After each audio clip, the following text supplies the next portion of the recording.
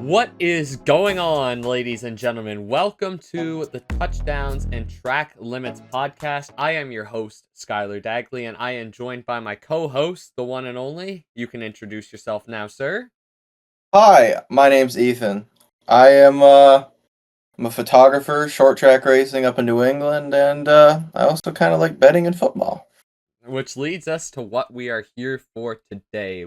We're introducing our new podcast, the Touchdowns and Track Limits podcast, your favorite place to catch NFL, racing, and other sports news in between. We obviously titled this podcast Touchdowns and Track Limits because this is our main sports and our go-tos when it comes to knowledge and basis. So, yeah, I mean, we've introduced ourselves a little bit. I think we should dive right down into action. What do you think you say, Ethan? I think that is an absolutely fantastic idea. There's a lot to talk about, I believe. Yes, a lot to talk about indeed. So, week one reactions. Do we want to go through game by game here first, or should we talk about some of the big moments that we've seen through NFL week one? I think we'll start off with we got obviously two big points to get touched on, and then we will go back through the games that happened, because there were definitely a lot of good ones. I mean, I don't know about you, but I think my highlight of the NFL weekend entirely on week one was Josh Allen and the Buffalo Bills. I agree. I was able to catch the highlights once I got home from work, but that is the 22nd game-winning drive Josh Allen's led in his career since 2018 when he came into the league. And the unfortunate thing is there are probably a lot more drives that would have been added to that if his defense could have stopped. And no offense to the Buffalo Bills defense, but I haven't seen the improvement I, as a fan of the Bills, have been looking for the last 3 years. They added, and this is not really a fault of like draft stock. They drafted good players, but throughout training camp and preseason, they have had injuries upon injuries. Their front with Matt Milano and with the added Joey Bosa, Yeah, I think Joey looks Bosa good. will be huge for them. I gotta say, I agree. Joey Bosa's gonna be so good. I'm worried about the secondary. I think that if you let, and again, no offense to Baltimore, they have a fantastic team. They are the best team in the league, I believe, like roster-wise. If you let them pass all over you like they did, I mean, it's hard to guard Derrick Henry, all of their receivers, and Lamar Jackson. But if they're throwing up and down the field on you, when you go to someone like, I mean, not jump ahead like we saw Justin Herbert playing, how is the Bills secondary going to perform against them? Effect. Yeah, pretty much. I mean, Josh Allen, though, he is, if he's not the most clutch, because I'm interested to see how Aaron Rodgers performs, if he's going to start throwing moonballs again, I think Josh Allen is top 3 most clutch players in the league right now. I don't know what your thoughts are on that, and really, if you agree with my statements about the Bills' defense. I mean, I agree to an extent. I think we have to give somewhat of the benefit of the doubt considering the team that they were up against. Like, Right.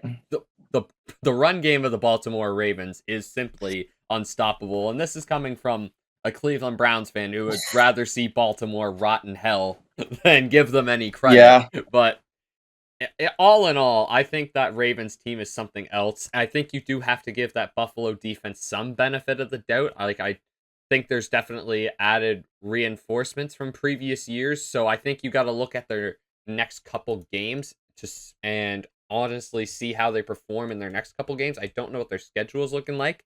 I'll have a quick search here.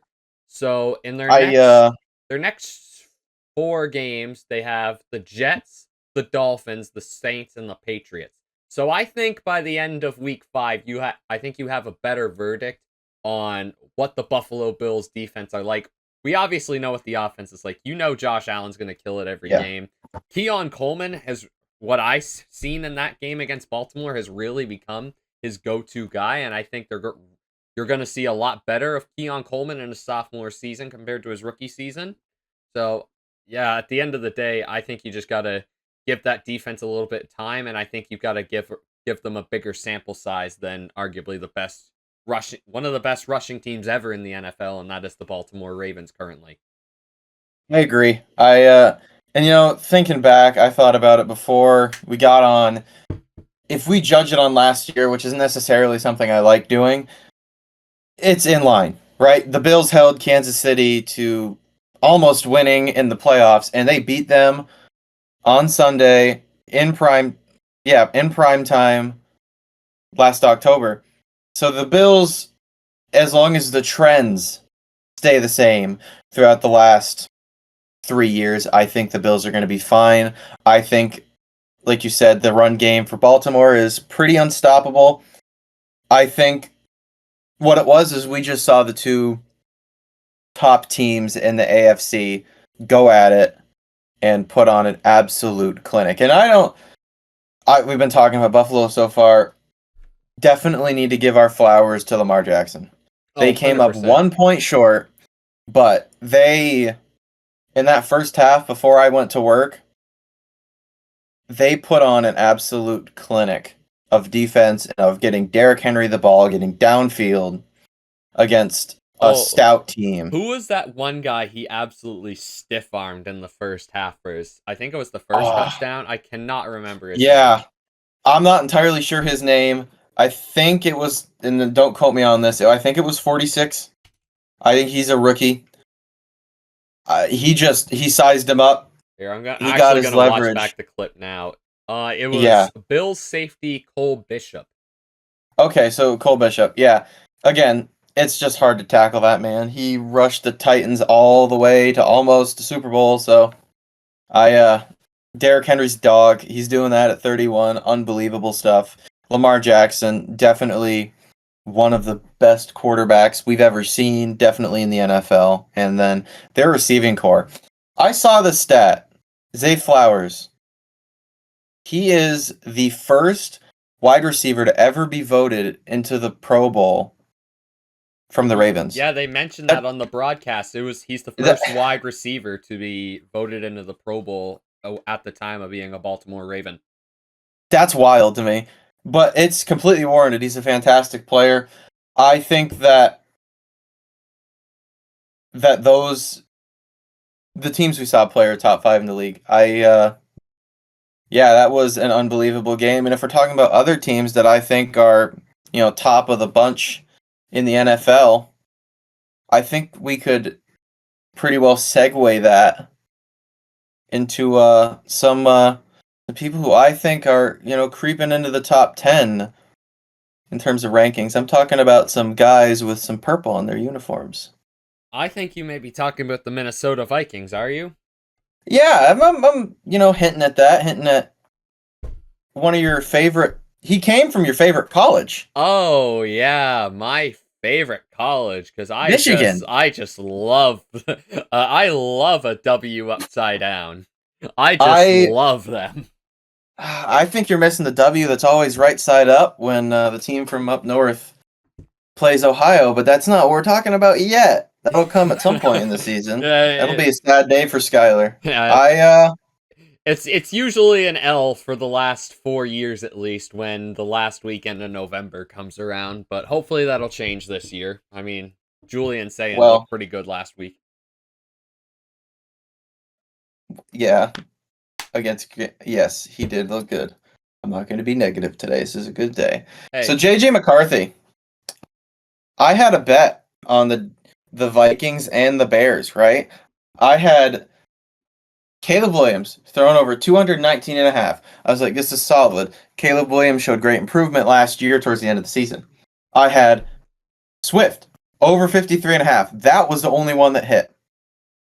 And I had Justin Jefferson over 79.5 because my thought process was he's had a ton of people throwing the ball to him and he's been an animal.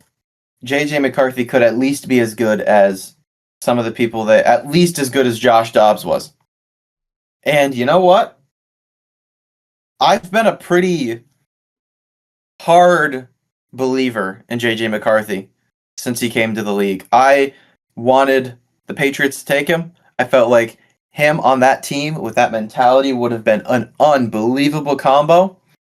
Him and Mike Vrabel would have been really good together. Oh, I just, because you look at some of the comments he had before the game on Monday, and after the game, and he is just relentless in Grew terms up a of his Chicago Bears mentality. fan too. Yep, and he broke their hearts. That was maybe, obviously, if the Bills game hadn't happened, that would have been far and away the barn burner of the week, maybe even the month. That was unbelievable. It was the final quarter, correct? It was final quarter, Yes, I and think they he didn't they have a touchdown till the fourth quarter. and then he Well, had he two had a pick passing. six in the third. Well, we don't talk about that. That gets basically wiped from the stat board with what he did. It doesn't, but He outdid that. oh, He he more outdid than that by a canceled that lot. mistake out, especially in that When fourth I quarter. so I'll explain this to people because you're going to hear me say coming in and out of work a lot. I work night shift as a mill operator at a factory near here, so I leave at halftime pretty much. I leave at 10 o'clock. So I get to work, right? And I'm wandering around grabbing all the stuff I need from out in the plant to do my job for the day, and I start getting texts from Skylar. And I had the thought, right? And no one may believe this. I had the thought, right, when I pulled into work. I'm like, the Vikings just have a long history of making ridiculous comebacks. I feel like this is going to happen today. And then I start getting these texts, and I look down, and I'm like, holy crap, these are all notifications from Skylar and from the NFL app. JJ McCarthy's going off. He's got a rushing touchdown. He's got 2 passing touchdowns. He has hundreds of yards in the fourth quarter. And then I start watching the highlights. And then I start listening to what he was saying to his players on the sidelines. And that kind of mentality is not the first time we've seen that out of someone from Michigan at the quarterback position. After that first half, I genuinely think Kevin O'Connell didn't say much. I think he just wrapped JJ McCarthy around the shoulder, just gave him a pat on the chest and said, he looks over at Justin Jefferson, points at him, he goes, "You have that guy." Yeah. I genuinely believe with the bottom of my heart that's how that halftime team talk went. Well, it did, but did you see what JJ said to his players on the sidelines? I did not actually, no. You need to, if you want to go look those quotes up. I don't remember them verbatim, but he was hyping the boys up. He was getting them back in the game. He never let them get out of the game, and they went out there and they performed. And what I like that I saw in the stat lines a lot, and it pissed me off because my bet for Justin Jefferson didn't hit, but he didn't just throw to that one receiver. He spread it out between tight ends, multiple receivers, running. That's versatility that we like to see out of, I don't know what you want, first and a half year quarterback. Because he sat on the sidelines, he's watched how this team operates, how their offense moves with the football, but he's never been in it.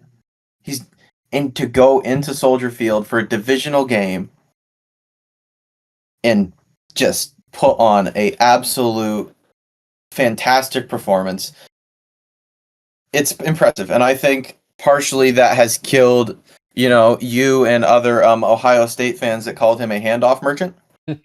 I'm pretty sure we can. Or go ahead. Yeah.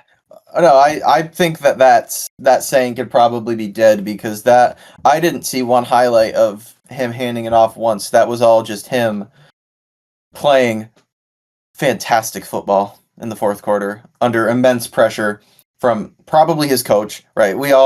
We've seen Hard Knocks. We know how Kevin O'Connell is, or from what we've seen, how Kevin O'Connell is. I think Kevin O'Connell is an amazing head coach, and just I agree with your point. I don't think he gets enough credit for what he's been working with, and I'm not going to sit here and tell you Kirk Cousins is a bad quarterback because he was still in his prime in the Vikings, and he may still be now. He's just in a different setting. Yeah, but I genuinely believe anyone who can take a Sam Darnold-led team to what were they last year, 14-3? They made the playoffs. Your hat off to that. You just got to tip your cap. He is phenomenal. I'm excited to see what he can do with McCarthy because I am still as high on McCarthy as I was draft night 2 years ago.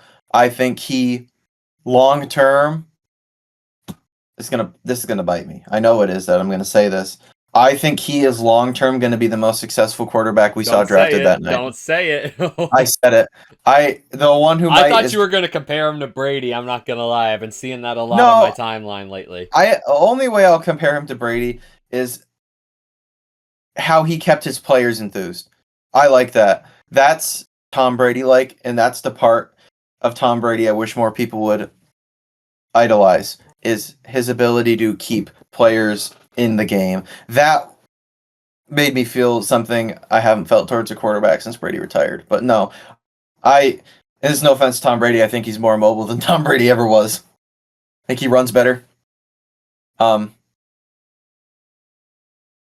other than that, Tom Brady's Tom Brady. I like the Vikings' chances. Now, I also think quarterbacks obviously, are much more nimble, like in yeah. today's day and age versus back in the day. Like Well, if you're looking at running aspects, like JJ McCarthy's going to outrun Peyton Manning every day of the week. If you oh ask God, me. yeah. The only quarterback, and again, so my memory is very short. Working nights gives me a fog sometimes, but Happens to the the best best of us, man. man, the best rushing quarterback I've seen in before, like Lamar, Allen, Mahomes, was Big Ben. Man.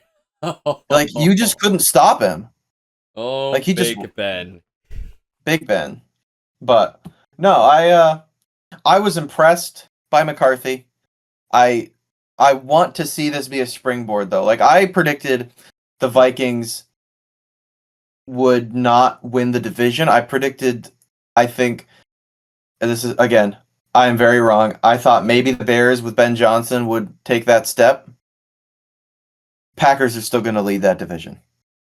I I think Vikings it's going to be close between the rest of them. Speaking of which, though, you bring up a good point because arguably in that first quarter, you could say the same thing about Caleb Williams, Ben Johnson, and the Bears in the first quarter. Yeah. Yeah. I see in the same way that I want to see McCarthy and Kevin O'Connell springboard off this fourth quarter win to just keep trending up the next few weeks. I want to see the opposite out of how the Bears take the approach to the next few games. I don't want to see them take what they did in the fourth quarter and go forward. I want them to wipe the third and fourth quarter clean and go from there because Ben Johnson is an amazing offensive mind. I think Caleb Williams is a talented enough quarterback at the position right now to win that division. And he's going to get better. They're going to start gelling. What they tried to implement is the run game. That's not something we've seen out of the Bears in a long time. And it worked to great effect. I believe. I don't know about you. DeAndre Swift is one of the most underrated backs in the whole league, in my opinion. I agree. I think a lot of people sleep on that guy. I think that the Bears are going to be better than they were in the fourth quarter. I think some of the players may have got complacent. And I think JJ, one of the last drives I saw, it was JJ dropping back, rolling out right out of the pocket, and he made a pass. I don't think they were expecting JJ to suddenly use his legs. I don't think that was ever anything they thought. And I think they caught him off guard. And I think by the time they figured it out, the damage was done. But who do the Bears play next week? On I week think 2, the Chicago Bears will be heading to Detroit to play the Lions. Yes. Okay. So I think they could win that game. And this is nothing against Detroit or Dan Campbell. And we'll talk about the Lions later, but they don't have Aaron Glenn, and we'll talk about the Jets later. They don't have Aaron Glenn.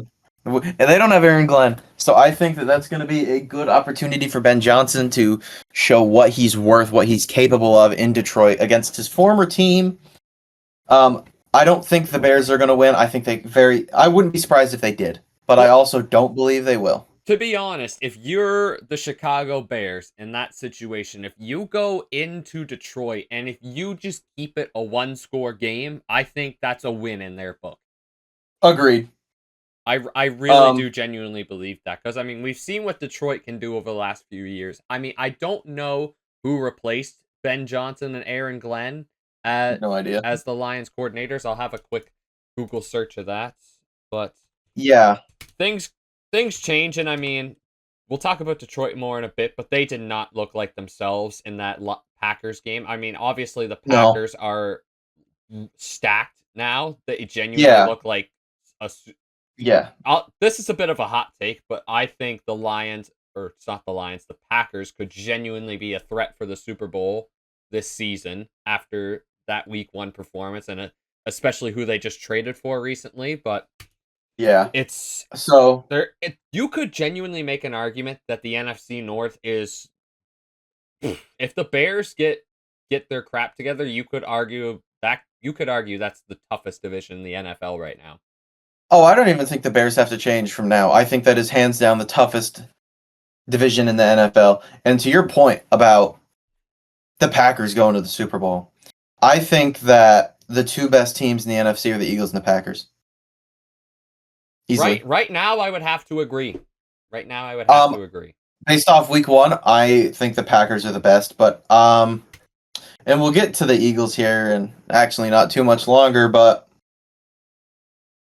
oh, just a quick tidbit. The current offensive coordinator for the Detroit Lions is John Morton, who was hired to replace Ben Johnson, and the defensive coordinator is Calvin Shepard, who was promoted to fill Aaron Glenn's position. Morton previously served as the Lions' senior offensive assistant in 2022 before rejoining the team in 2025. He spent the 23 and 24 season as the passing game coordinator for the Denver Broncos and held various offensive coaching roles with the Raiders, Jets, and Saints. And Kevin Shepard was promoted internally from his role as the Lions linebacker coach, a position he held since 2021 under Dan Campbell, and he played 8 years in the NFL as a linebacker for the Bills, Colts, Dolphins, Giants, and Bears. Thank you for the breakdown, Google AI. yeah, pretty much. But yeah, I think we'll briefly go through game by game here in order. I mean, we've talked about the last two games already. So, before we go through that, I feel like it'd be pertinent, since it's Week 1. It's the first time they've played football games against each other since the Super Bowl. I want to take a little more time to dissect Philly and Kansas.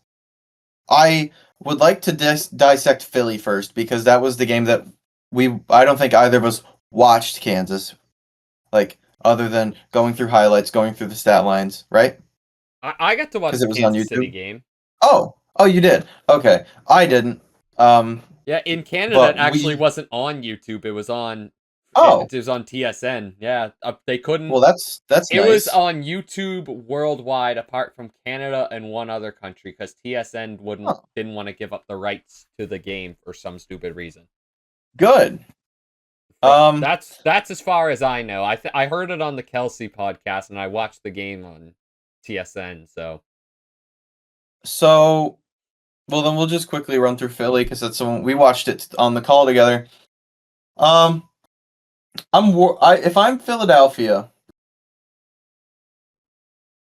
I am a little concerned, not because of how they played when they had the football, it's how they executed. I get it. Dak Prescott spit on Jalen Carter first, right? Going back in the replay, Dak egged him on, but as the best player on that defense, you can't give into that. Man, when we watched that game together, that was the most hilarious thing ever. We were just like, oh my god, he's getting ejected! He spit on him! No, he spit first! Well, sack him! Do something on the field. Well, Don't spit on him. He didn't even give an opportunity to get a sack. No. It was after the kickoff. Like that. It's like, dude, first play of the game. First play of the season. Don't do that. No, you can't do that. No, and they could have lost the game because of that. If CeeDee Lamb did not turn... I genuinely... I don't know what it was, but I genuinely think CeeDee Lamb and Quentin Johnson did a body swap before the season or something. Oh, don't worry, we'll get to that. Because, oh my god. So, the one highlight for Philadelphia is that Jalen Hurts is not the same Jalen Hurts the last 2 years. He is solid. It's very controversial. It always has been. Jalen Hurts is a top 5 quarterback in the NFL. I don't care. He is mobile. He can pass when his shoulder's not flopping off the side of his body like it was the playoffs against the Buccaneers a couple years ago. Oh, yeah. What he put up as a player, that sold me on him. Because he had to. Because he didn't know if his defense was, I mean, you never know, but he had to be Superman a few times, and he delivered every single time. Saquon Barkley is still Saquon Barkley. Their offense is not my concern. Their defense is my concern. Because they lost a couple people. Jalen Carter with that absolutely atrocious move He didn't get on the suspended, kickoff. did he? No. Yeah, They're lucky. I think he got fined like $50,000. Yes, like that. $57,000. And I think the only Damn. reason they didn't suspend him, whether they admit it or not, was because they went back and they looked further after and realized Dak instigated it. My favorite part of that whole video is when you can see, I think NBC has a close-up where it's like Jalen Carter spits on him and Dak just like points his finger up like, hey, him, he did it. Yeah, I agree. I also love the bottle boy in the background. He's just staring there straight-faced like. Yeah,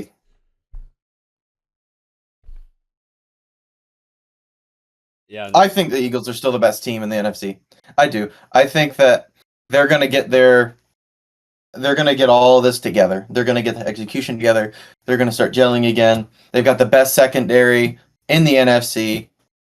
Not to mention they just traded for Tank Bigsby too. Right, so now they have 2 good running backs. I know I'm a bit of a hypocrite because I just dropped him on fantasy, but still. Yeah, you did. I don't know, man. That was a bad move. I might pick him up, but yeah, I'm not worried about the Eagles in terms of play. I'm worried about execution, but I have a feeling that I'm not going to be after week 2. I feel like they're going to be fine. I really do. See, now here, can I make a quick point? I was like, I am of the belief that they can play even a little bit worse than what they did against Kansas City and still get the win because Kansas City couldn't stop the run of the Chargers last game. That was their big thing, was the run, especially the quarterback run. And you think about the rushing weapons that the Eagles have between Saquon and getting Jalen Hurts in the game. I think that's a pretty big recipe for success. And I mean, if they figure out how to get AJ Brown in the game a bit more too, I think they're going to be more than fine. Yeah, we'll get to what we think of what's going to happen this weekend at the end, but I agree. I think that the hard part about Philadelphia is the hard part about guarding Baltimore. It's something about the bird teams, but they have a fantastic... Everything is a threat. They have great receivers. They have a great passing quarterback. They have great running backs. They have a great rushing quarterback. They both have fantastic offensive lines.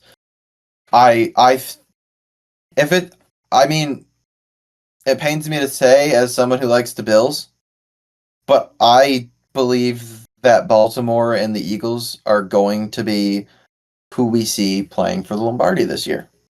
So, Eagles are good. Now let's flip to the other side of that Super Bowl coin and talk about the team that is looking to make their 4th straight Super Bowl appearance. The Kansas City Chiefs. Now, I want to preface this. So I am a Patriots fan by life. I am a Bills fan and a Patriots fan still. This is a completely unbiased podcast.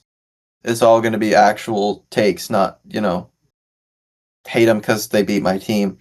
Patrick Mahomes is still an elite quarterback.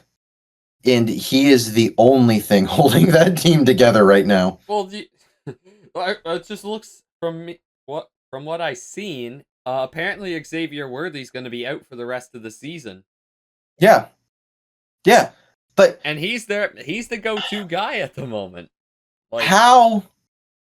Thanks for telling me that. I'm gonna go drop him in fantasy. Actually, that's just what I've seen. It depends on his MRI results, apparently, but it doesn't look good. Apparently, is what I heard. They just the last thing the Chiefs needed to do was go into week 1 and shoot themselves in the foot. And Mahomes didn't. Like, it wasn't, none of what I saw was his fault. Chris Jones is still Chris Jones on defense. Those two players are like glue guy. They're bear hugging that team together because you got a tight end that just killed your best receiver. You've got no receivers now. I mean, obviously, I just don't get what Travis Kelce was like. I get it. I played football, right? I took reps at the tight end position.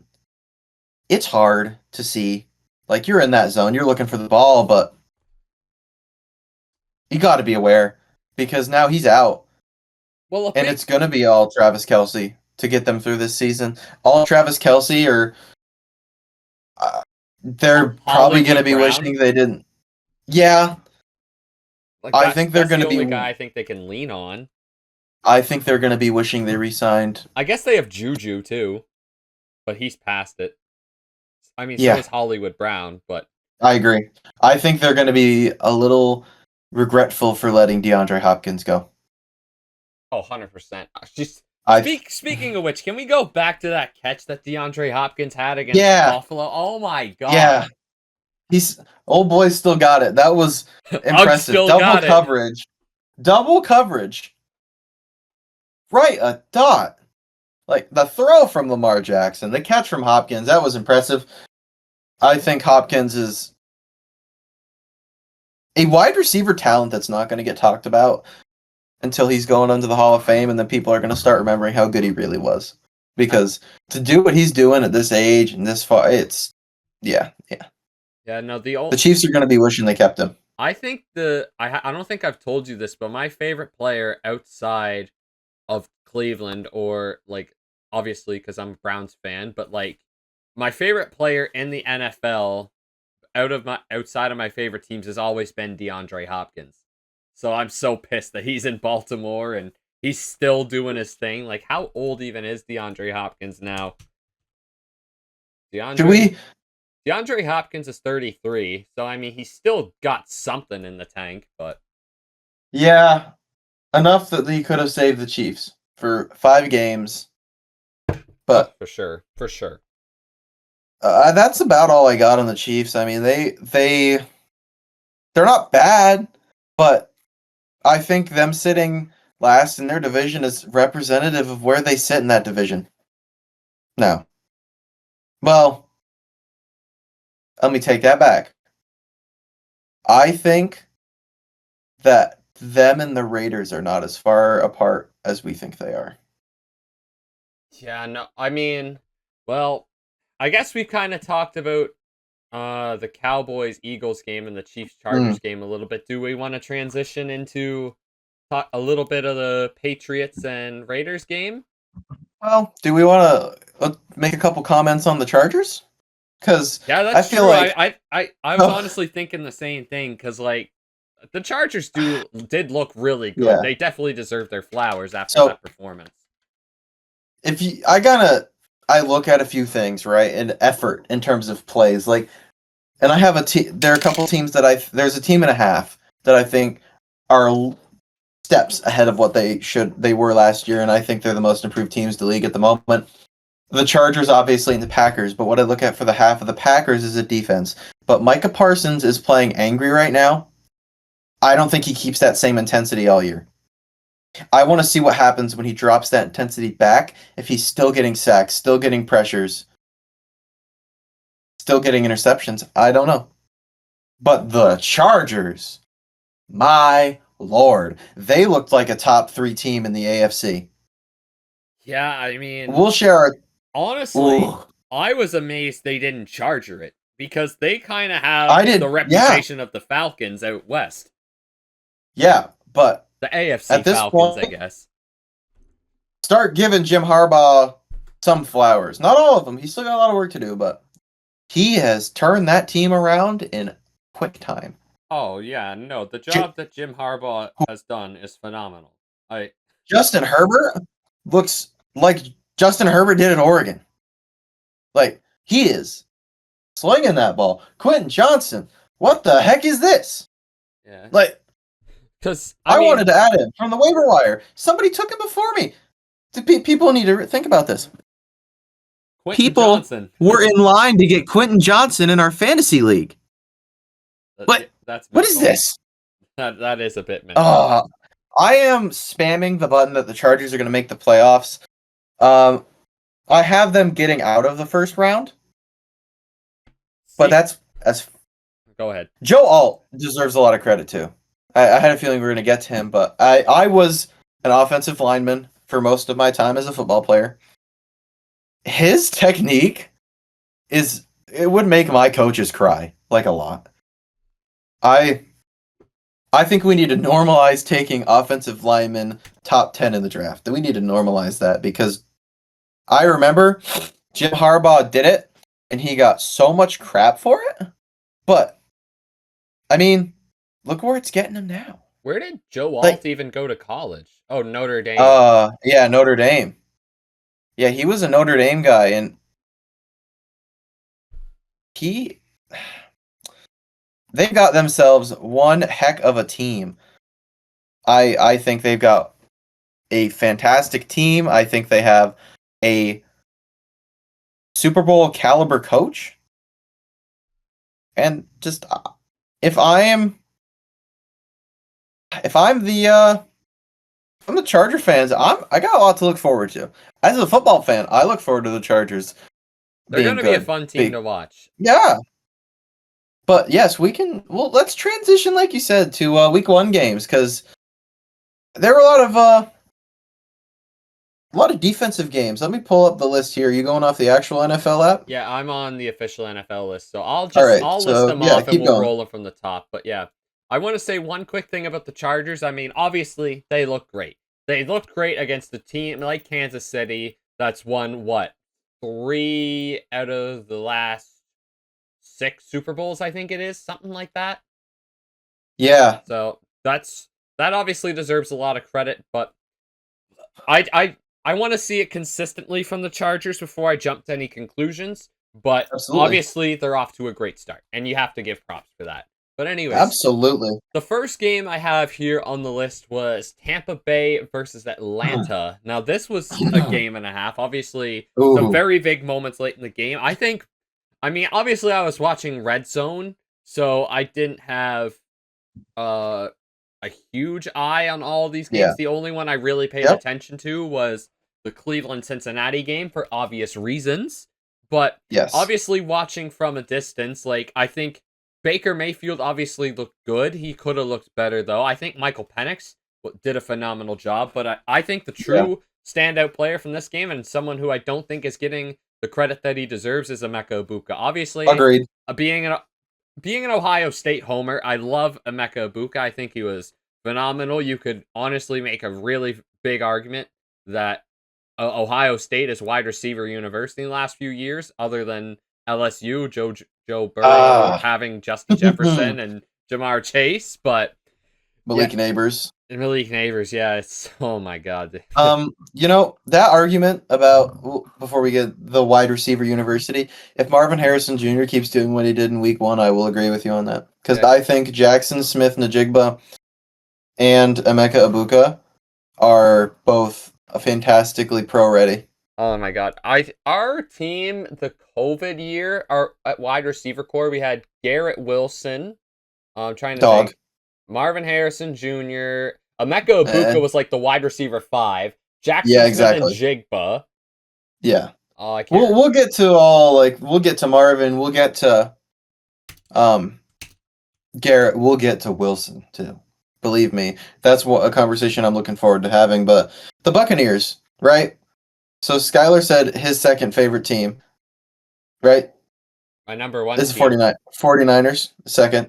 Yes, 49ers second, Cleveland number 1. So I'm an odd one, right? I grew up a Patriots fan. There is a stack of Patriots hats sitting right next to me near my camera stuff, right? I love the Patriots. I will always love them. I've been rooting for the Bills because I think Josh Allen's a fun guy. But my favorite teams are the Patriots and the Buccaneers. What a surprise, I know. Both teams Tom Brady played for. I forgot to mention, but Chris Olave was in that wide receiver core too. Oof. Hey. If he Anyway, wasn't in New Orleans, his career would be a lot yeah, better. I Just agree. saying. I agree. But Baker Mayfield has picked up where Tom Brady left off in such a different way. Like, and that goes to the head coach because it went from the most structured regiment, and there's nothing against Mayfield, right? But Tom Brady is. It's like the difference between your high school gym teacher and the principal and your college professor, right? Like Oh, your professor 1000%. is gonna be hard nosed, get it done, get it done, get it done, and your gym teacher just wants to have fun. Baker Mayfield's that gym teacher, man. Popping zins, heading out of the locker room or on the sidelines. I miss Baker Like, Mayfield in Cleveland. oh, I bet you do. But I never yeah, wanted to get rid of him. I never did. I know. But the Buccaneers, man, I don't know what to make of them. I think so. A lot of people, our friend Jimmy, um, we I'm sure he'll be a guest at some point. He will once we start introducing, local racing stuff like that. He wants to be on. He'll be on. But so I wasn't sure along with him, right, about taking Emeka Ibuka because I didn't know if that's what the Buccaneers needed to do to take that next step in the playoffs. I was wrong. I think that the wide receiver's great. I would like to see more out of their defense, but again, they blitz.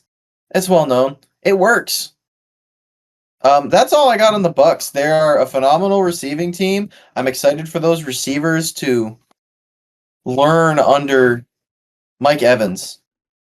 You could genuinely make a very valid argument that the Bucks have the best wide receiver core in the league. Like Mike Evans, I think they do. Friggin' Chris Godwin when he's back and healthy. When he's out, Emeka Ibuka fits that role perfectly. You've got a great wide receiver 3 or 4 in Jalen McMillan. Like that is a amazing core. Yeah, to have they have a fantastic core. I think the Bucks are good. Oh, yeah, now the Bucks are phenomenal. I also very impressed by the Falcons, mainly Michael Penix Jr. Do you know what their matchup is next week? Yeah, do I? They're going on Sunday Night Football. It's Michael Penix versus JJ McCarthy on Sunday Night Football. Yeah, that's going to be a hell of a game. I will get to that in a bit, but yeah, I like what the Falcons did. I like how they distributed the football. They got Kyle Pitts some good yards. Fantasy people, do not go draft Kyle Pitts for the love of God. Yeah, if you're doing a late draft, don't take Kyle Pitts. Don't take Kyle Pitts. Sydney Sweeney might date men who draft Kyle Pitts, but don't do it. I promise you, there are probably more attractive people who drafted Kyle Pitts. It's not worth it, bud. Take it from someone who's currently going to get his ass kicked in fantasy. So that was the Falcons-Bucks game. Just another fantastic game from the NFC South, oddly enough. So I don't know. Do we have to talk about the B&B game? No one really cares about those teams, yeah. We'll talk about the Bengals and the Browns next. I'm going to start this one off because I have positive things to say about Cleveland's defense. Cleveland's defense took an off year last year. They weren't there. But the year before, they were phenomenal defense, and I think they're back to being a phenomenal defense. When you hold Joe Burrow to 7 yards in the second half and 17 total points, you lost by 1, right? I get that. That sucks. You're 0-1 at this point. A loss is a loss, and a win is a win, right? Oh, if only we had a kicker. Right. That was the most impressive Cleveland football game I've seen in a long time. I think that, and no one's going to want to hear this, Joe Flacco is your starter for the rest of the year. Yep. No, I totally agree. Unless he gets injured, then they're putting in Dylan Gabriel. And you're going to draft another quarterback next year. Probably. Yeah. So the Browns have a lot to look forward to, I think. Especially when they get their... Judkins didn't play, correct? Judkins did not play. He may so when they get Judkins, they'll be fine. See, I don't mind Dylan Sampson either. I think Dylan Sampson's a pretty good running back. I think you guys got a good running back room. On the other hand, the Cincinnati Bengals. Joe Burrow needs to leave. I just Well, if you think about it, they've only paid him, Jamar Chase, T. Higgins. They I know. barely paid Trey Hendrickson on a 1-year deal. I If things Well, don't work out for them this year, they genuinely need to blow the whole thing up.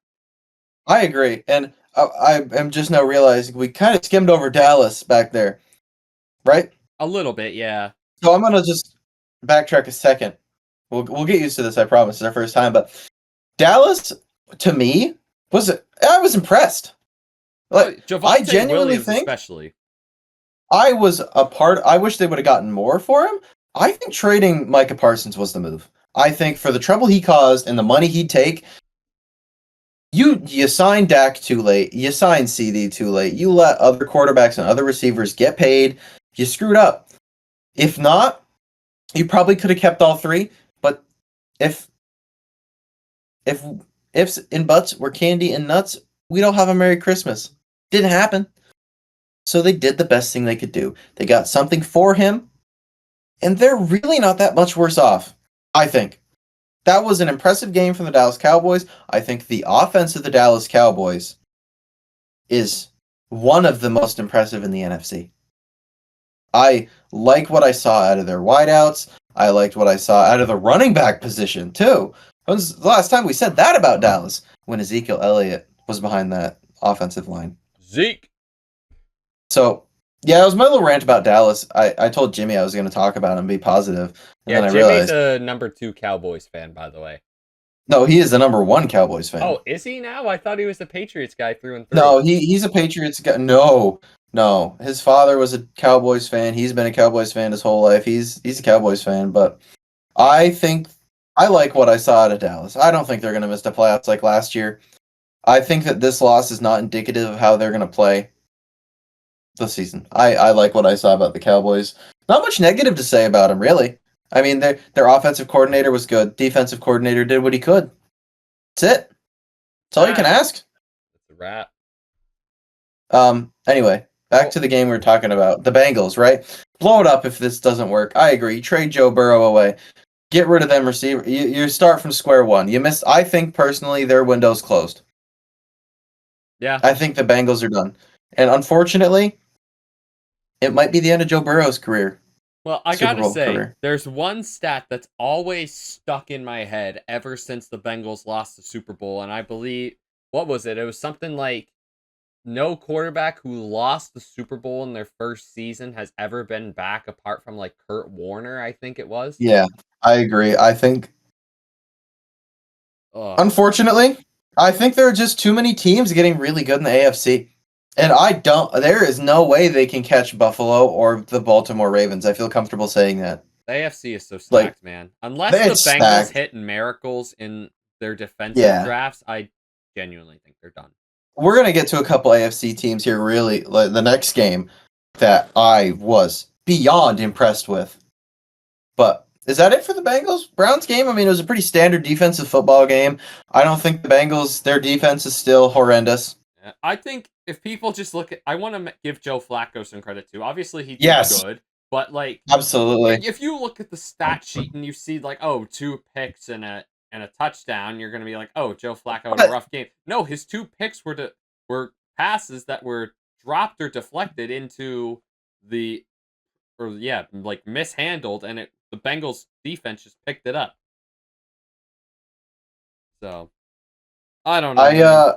But I kind of. Here's the thing. Oh, go ahead. Sorry. Right? Sorry. Here's the thing with that stat line, right?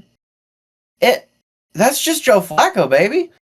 He's gonna either throw up a touchdown, the worst interception you'll ever see in football, or an incomplete. Like that's it. Like all three are in play until that receiver is ruled caught. Like yeah, I think Joe Flacco is still a top 10 quarterback on his good days. I think he's perfect for Cleveland right now because he's cheap. He's going to play better than your other quarterbacks, you know? Yeah. Joe Flacco's a dog. Yeah. I agree. We'll use this to segue into our next game, but yeah. For some reason, part of me has a feeling that I don't know if you're expecting this or not, But I have a feeling that the Cincinnati Bengals are going to try and trade for Tyreek Hill. Yeah, I think that's a bad idea, for one. They can't afford him, but I agree. That's But not where their I team's have a their sneaky team is not sensation they're going to lacking. try to do that. Their team is not lacking in the wide receiver position. Yeah, no, I've never been a Zach Taylor fan, but that seems like a very Zach Taylor kind of move. It's just, if we're not winning, get Joe Burrow another wide receiver. Yeah, no. Like, But yeah, we're talking about the Dolphins, right?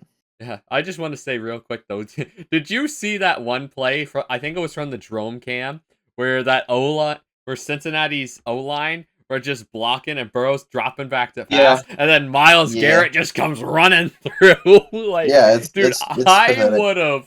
I would have just sank in misery of like, oh no.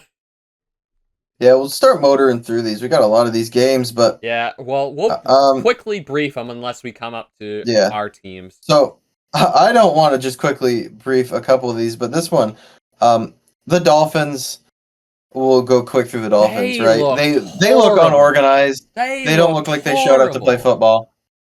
Tua, I like Tua. I think he's a great guy from what I've seen.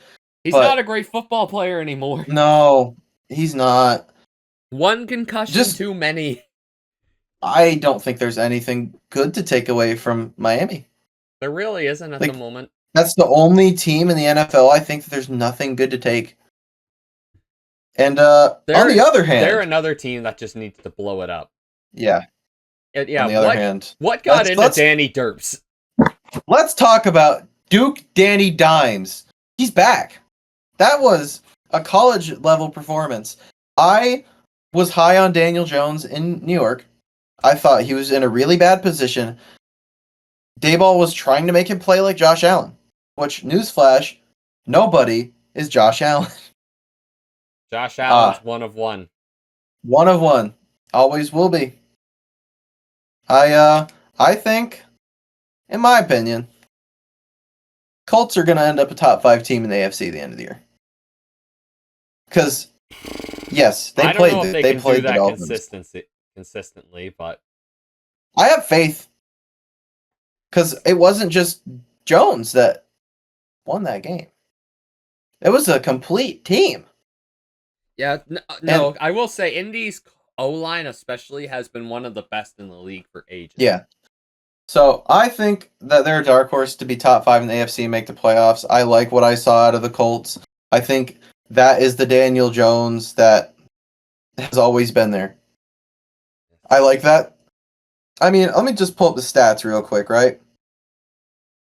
He threw 29 attempts, 22 completions, 272 yards, average almost 9.5 yards per attempt. 1 touchdown, 1 sack.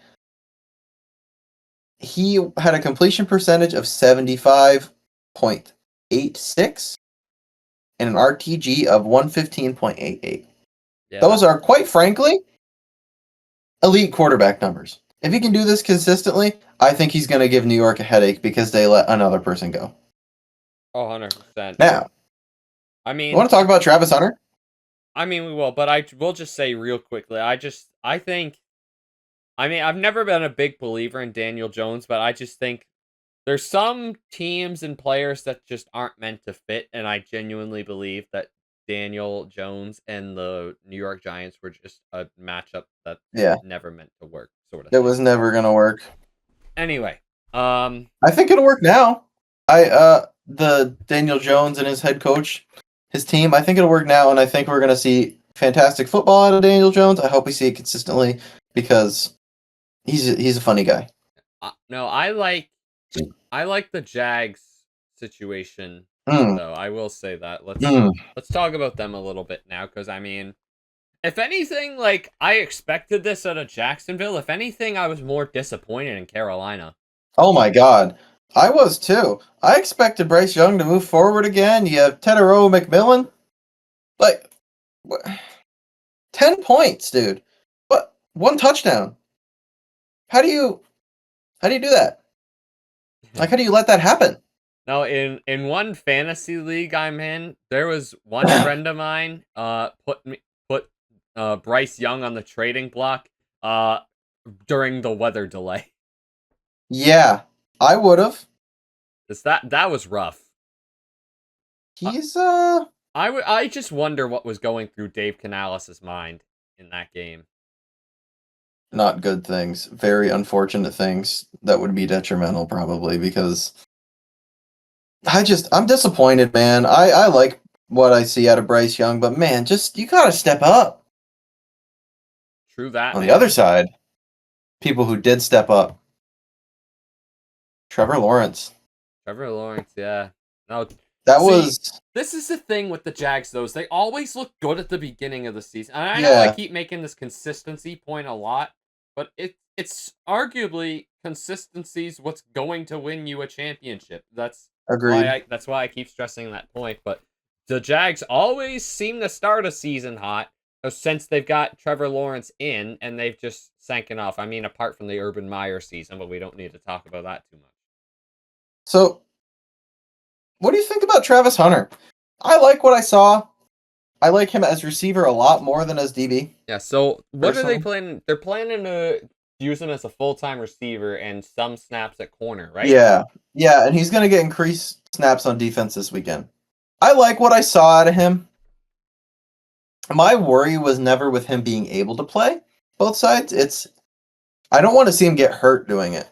Mm. If he can And stay he's healthy, playing a position where he could easily get hurt too. oh yeah. But Travis Hunter, I'm impressed. I like what I see. What I like though that I saw out of Trevor Lawrence with his receivers like that, he spread the wealth. Like it wasn't just one receiver over and over again. He threw it to a lot of people. And when I see like that, Clemson Trevor Lawrence. yes. And when I see someone like that spreading out all of that, that's what I look for in a team. I look for offensive schemes. And what I saw out of that scheme was an offensive coordinator and head coach that was trying to open up their offensive avenues. And they did it. They won convincingly. 23-10 does not do justice how over that game was. Oh, 1000%. But yeah, let's transition to the next one I have. The next game I have on the list is one I'm sure you have a lot of opinions about, with Las Vegas coming into Foxborough to take on the Patriots. I have to go to the bathroom real quick, so I am going to let you explain your piece real quick, and I will be back. Okay. Well, I got a lot to talk about a little bit. So, yeah, as stated, Patriots fan here. Disappointing in New England. Right? That second quarter, they looked fantastic. They looked great, but everything surrounding it. You know, you draft a lineman, right? Top 5 in the draft. You have a top 5 quarterback pick. You have all of this stuff. Hold on. Oh, sorry, I had to yawn. You have all of this going for you, and yet you only come away with a touchdown and 2 field goals. You came up 7 points short. And Drake May didn't have a bad day. 287 yards. 30 for 46. Then he had 1 touchdown, right? But he had 1 interception and 4 sacks. That's unacceptable, the 4 sacks, especially. I can't see that that's going to stay, though. Mike Vrabel is a very offensive line-centered coach. I don't think it's going to stay that way, but man, I'm worried I'm worried about all of the players other than TreVeyon Henderson. TreVeyon Henderson. I told you TreVeyon the better Ohio Henderson. State back. TreVeyon Henderson is the only thing about the Patriots I feel confident in right now. Man, that's it. I am so intrigued to see what the Browns and Patriots record looks like by the time we go to that game on week 8. Dude, you just missed the rant. I went off about the offensive line taking a top 5 draft pick, and he lets up 3 sacks, 2 pressures. Yeah, so, I didn't catch much of the game. They didn't show it on Red Zone a whole hell of a lot by the sounds of it. No, because no one scored. Yeah, Will Campbell didn't look too impressive, eh? He didn't fight and die, and if he was going to fight and die, that guy's dead on the middle of Gillette Stadium. That was Not a good football game You for know what's them. funny is I literally just got a notification from Pristine Auction to get this signed Drake May rookie card at the same time we were talking about all this. No. Well, we'll transfer to Geno Smith, right? Yeah, And I was hard. I'm hard on New England because I'm a fan, but Raiders were good, as but you they weren't that naturally good should either. be. They were not that good either. Well, Geno didn't Smith had practically the same stat line as Drake May. Same one touchdown, one interception, 4 sacks. 24, 34, 362. He threw for more yards. That's what won him the game. But I also feel confident about their drafted running back, Ashton Jeanty. Yeah, Yeah. I'm Yeah. interested to see how he looks against the Chargers next week. I am too, because he looked good. Bit off track, Obviously, but I hate the Monday night doubleheaders. I cannot stand I them. agree. I don't know. I built the schedule for this podcast at work, right? Oh, sorry. And I look again. I'm like, is that a 10 o'clock Monday night football game? That is atrocious. That game's not going to be over till 2 in the morning.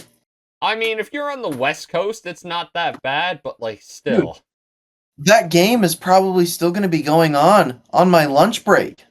At 2 in the morning. Anyway. Yeah. Anyway. Holy what else did I have to talk about the Raiders, right? Deontay Thornton, the rookie wide receiver. I like what I saw out of him. I think they got a good one. little sneaky pick there, eh? Little sneaky pick. There's a reason I drafted him in fantasy. I don't know what to feel about Geno. If Jacoby Myers goes out of there too, because I hear he wants out. Yeah. Which, yeah, I get it, but hey. But, yeah. Yeah, that's about it for them. I was disappointed more than anything in New England. I expected more. I expected a better AFC team. Especially with, we're going to get to that here in a minute. What the Jets did, that's just pathetic. I have actually have one team in between that, and it actually ended in one game, and it ended in the exact same score line, but another one not a lot of people probably paid attention to, but the Arizona Cardinals beating the New Orleans Saints 20-13. Yeah. Kyler Murray. We'll have this till the Call of Duty game comes out, but yeah, when's the next COD come out? Don't tell that to the Arizona front office. That was a fantastic game by Kyler Murray. 21 for 29 for 163, 2 touchdowns, no interceptions. Yes, he got sacked 5 times. That's not really his fault. He'll play like this till week 10. Next Call of Duty comes out November 14th. Hey, that might be enough to make it to the playoffs. Just saying. Hey, they were close last year. I'll give them credit. In that division, it might be enough. Yeah, that division was so good, like, oh my God, 3-4 years ago, and now it just looks like a shell of itself. So, and we're going to talk about your Ohio State boy here, Marvin Harrison Jr. 71 yards, 5 receptions, 1 touchdown. Arguably, yards after carry. I'd say 18. I'd say Marvin Harrison was my favorite Ohio State receiver until Jeremiah Smith came along. But yeah.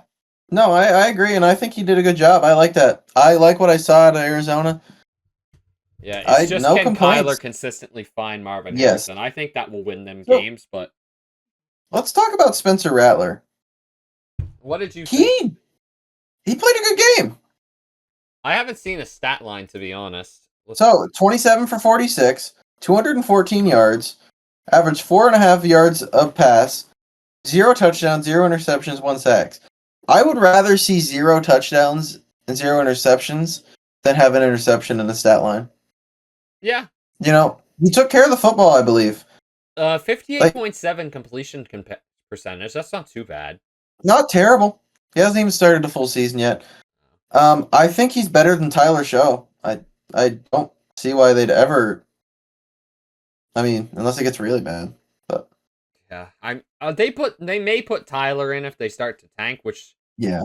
But see, the thing about New Orleans is I have a good friend of mine too who's a really big New Orleans Saints fan, and he'll tell you this every time I talk about him is they're too incompetent just to blow it up. And they needed to blow it up for like pretty much ever since Drew Brees retired. So yeah.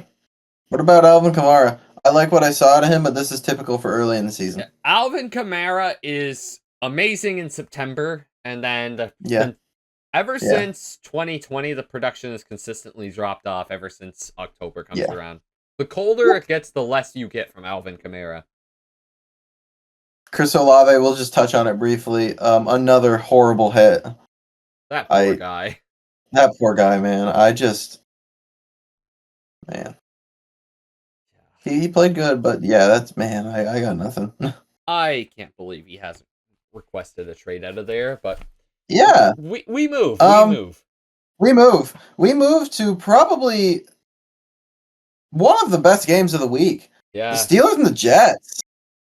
Man. And what? One thing I gotta mention too was, how is this game not a primetime game? I don't know. You have Aaron Rodgers going back to the stadium, which basically despises him now at MetLife to face his former team in the Jets. And on the other side, you have Justin Fields going against his ex in the Pittsburgh Steelers. Like, I don't understand why this wasn't on Monday Night Football over Minnesota, Chicago. I don't know. I really do not understand it. Let me read you the stat lines. This is the stat line from Aaron Rodgers. 22 for 30, 244 yards, a 73.33 completion percentage, averaged 8.1 yards per pass attempt. 4 touchdowns, 0 interceptions. That is Aaron Rodgers right there. And if they can continue to play like this, they are dangerous. That was a fantastic football game. I want to see what they do with Jack Sawyer on defense a little more. Oh yeah, but they got to get that out of him. Yeah, that was impressive. That honestly, impressive game for both. Unbelievable football game for the Jets too. But what do you got for the Steelers? Like, what are your thoughts? I mean, my question for you is, how do you think they're doing without Pickens? I mean, they're doing okay to start off with, but it's going to be my honest take with Pittsburgh every season. They're going to get to 9-8 or 10-7, and that's going to be it. They're going to be happy with that, and they're going to go out in the first round. No one will get fired or no one will move, because that is the standard. That is how I see the Pittsburgh Steelers until something massive happens. And I think bringing in a bunch of veterans isn't going to take them beyond that. I don't know. Aaron Rodgers is different, though. He's Aaron Rodgers, man. But anyway. I still can't get some of what I seen his last year in the Jets out of my head. But, I mean, he did have the odd good display, and I think that's what you've seen in that first game with Pittsburgh. But I am definitely leaning Rodgers Rodgers could be good, but I want to see more than one game. Because, I mean, I agree. I think Aaron Rodgers is somebody who's motivated by people who piss him off. Yeah, I agree. And he was very pissed off at the Jets. So yeah, and the Jets played phenomenal football too.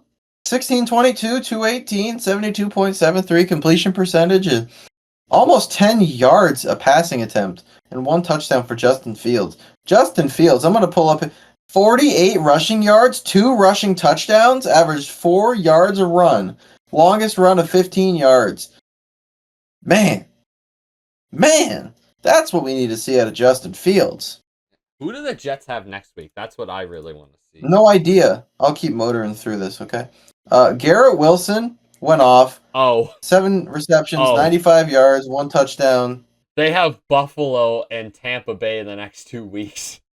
Those will be tests. Those will be very I'm not good gonna say that it's gonna be easy for Buffalo, because let's look at their defense. The defense for the Well, let's look at it this way too. The Jets could hang with the Bills, and because you've seen how much the Bills struggled to defend Lamar Jackson. Justin Fields is basically Lamar Jackson light. Yeah, he is. And I love Justin Fields, but he is pretty much Lamar Jackson light. Yeah, yeah, that's what we got for the Jets, man. Jets probably going to finish second in the AFC East. And Yeah. someone who's not getting enough credit, in my opinion, once again, is Jaden Daniels. 21-6 over the New York Giants. Yeah. Yeah. I mean, listen. Put my phone down for this one. I cannot stress this enough. The Giants could have won this football game. If they would have They had, just chose not to. if They Jameis Winston would have been their quarterback in the game, I think they won. I'm so out on Russell Wilson at this point. I've been out on Russell Wilson forever. I think if either of the other two quarterbacks started, they would have won. I think they didn't incorporate Cam Scatterbo enough. I don't think they activated Malik Neighbors enough. I don't think Abdul Carter Oh, tried hard enough. They did not activate Malik Neighbors anywhere near enough. I don't know if you saw when he had wide open at Jaden Daniels, Abdul Carter, and he tried to block the pass instead of trying to sack him. Oh my god. And he gave up a pass. It's like, dude. I mean, I get first Go for game the nerves, quarterback. but like You are you an made a edge rusher. career out of that at Go. Penn State. Go. There are cornerbacks down that field that'll stop that ball if it's a bad throw. I remember it's watching. catchable- Oh, go ahead. Sorry. If it's catchable, those DBs will swat it away. You gotta go for the quarterback. You gotta get the sack because you tackle him for a loss. That is a drive stopper against those Commanders. Dude, like, I remember watching Ohio State versus Penn State last year, and every time Abdul Carter got the slightest look at Will Howard, my eyes would get bigger every time. Yeah, yeah, nope. I'm out on the Giants.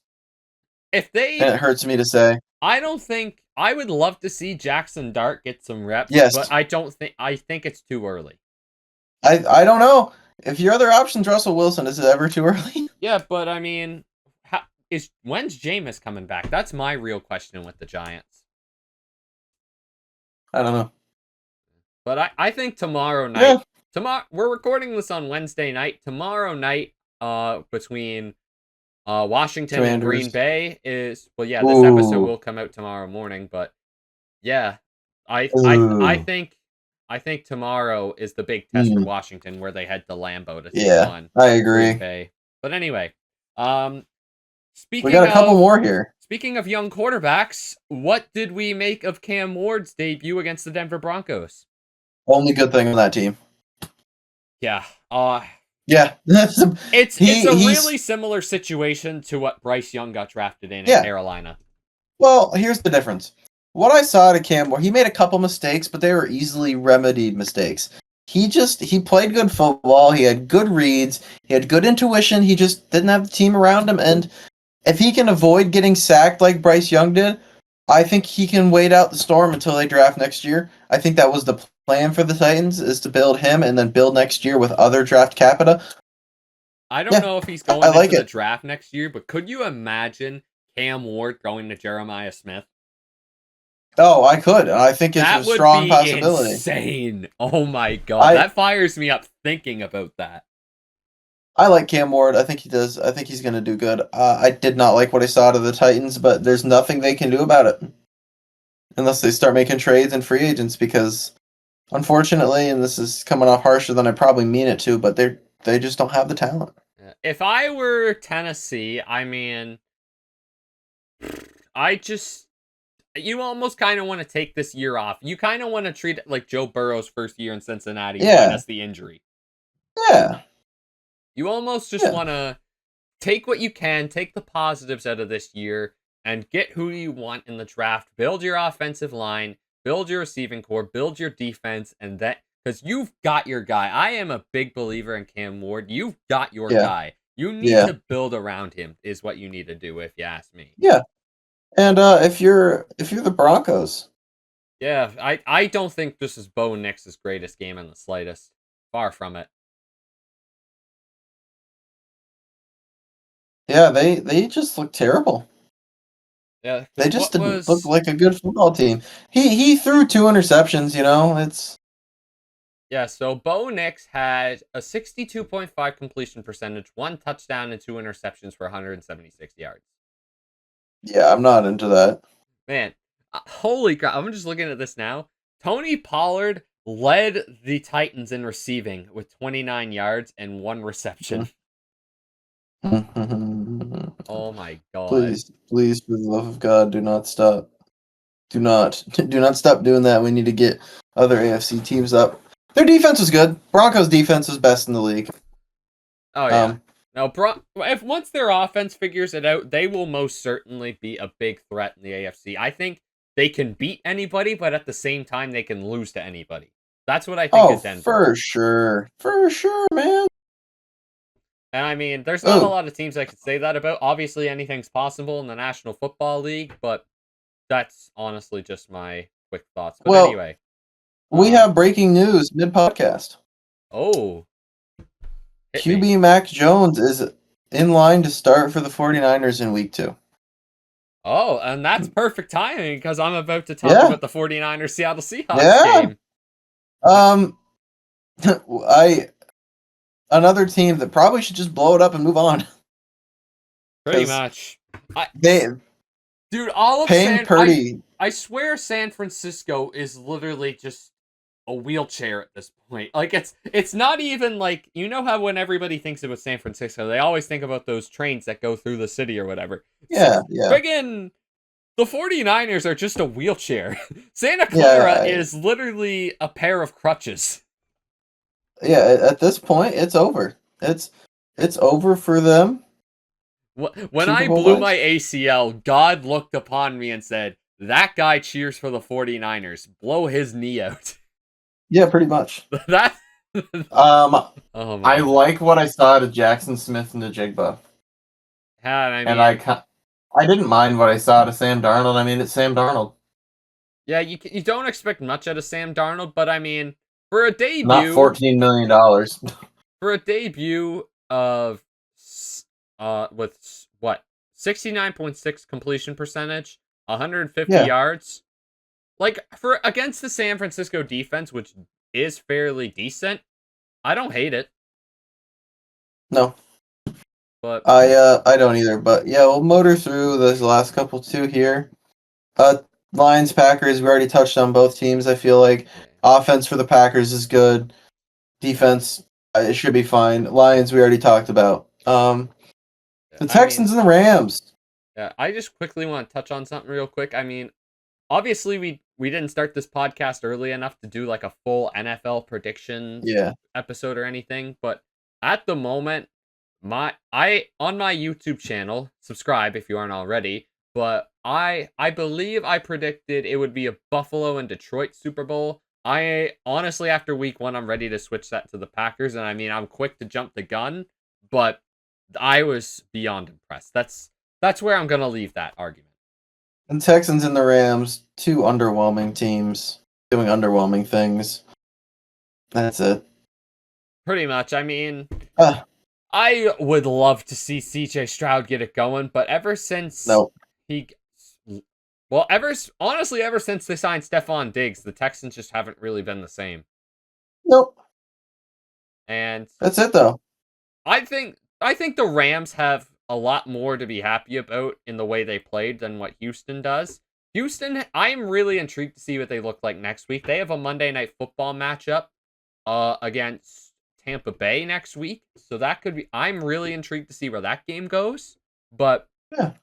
maybe Houston can turn around. It is in Houston. So maybe things will change. I love CJ Stroud, hope he turns things around, but in terms of the way that game played out and the way both teams played, I think the Los Angeles Rams have a lot more to be positive about than the Houston Texans currently. Yeah. The defense Well, especially looked phenomenal for the Rams. yeah. I think that's it for week 1, isn't it? Yeah, so All before right. So we that's the end of the recap for football, isn't it? Yeah. So before we go into any racing talk, I think we should do a little rapid fire predictions so we can I think this could be a fun little segment that we do is we do a little rapid Yeah. fire predictions. We keep track of our predictions and our score, and we can poke fun at each other throughout the year seeing what our scores Yeah. are, but first games first. Washington versus Green Bay, two 1-0 teams meet on Amazon Prime at Lambeau Field. Who do you got? Green Bay Yeah. by a score at least. Full I score. think this will be a very competitive game, but I am going to say Green Bay by I'd probably go by a field goal or so. I mean, I think Jaden Daniels like that rushing game will be taken out mainly because of Micah Parsons. I mean, that Green Bay front is aggressive as it is, and now having someone like Micah Parsons in there, that's going to make the quarterback run almost null and void in ways. He's only going to be able to get that on some plays. I gotta say, I think Jaden Daniels is one of the best quarterbacks to ever hit the National Football League in terms of talent, but it's going to be not going to be an easy night. Away at Lambeau Field on primetime is never an easy game. I'll take the Green Bay Packers, but I do think it'll be a close game.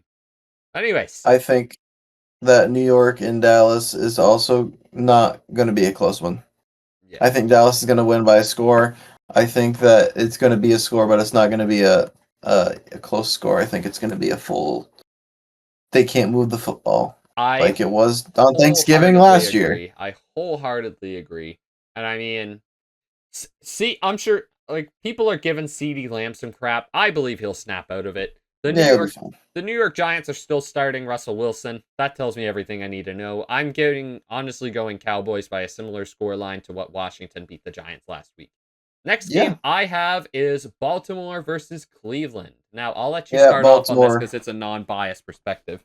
Baltimore by 2 scores. Yeah, I mean, that I would love to say we could do something, but that Ravens team is just too good, man. I mean, if we're lucky, we get a defensive break with Lamar throwing an interception and we take it to the house or something, but... Yeah.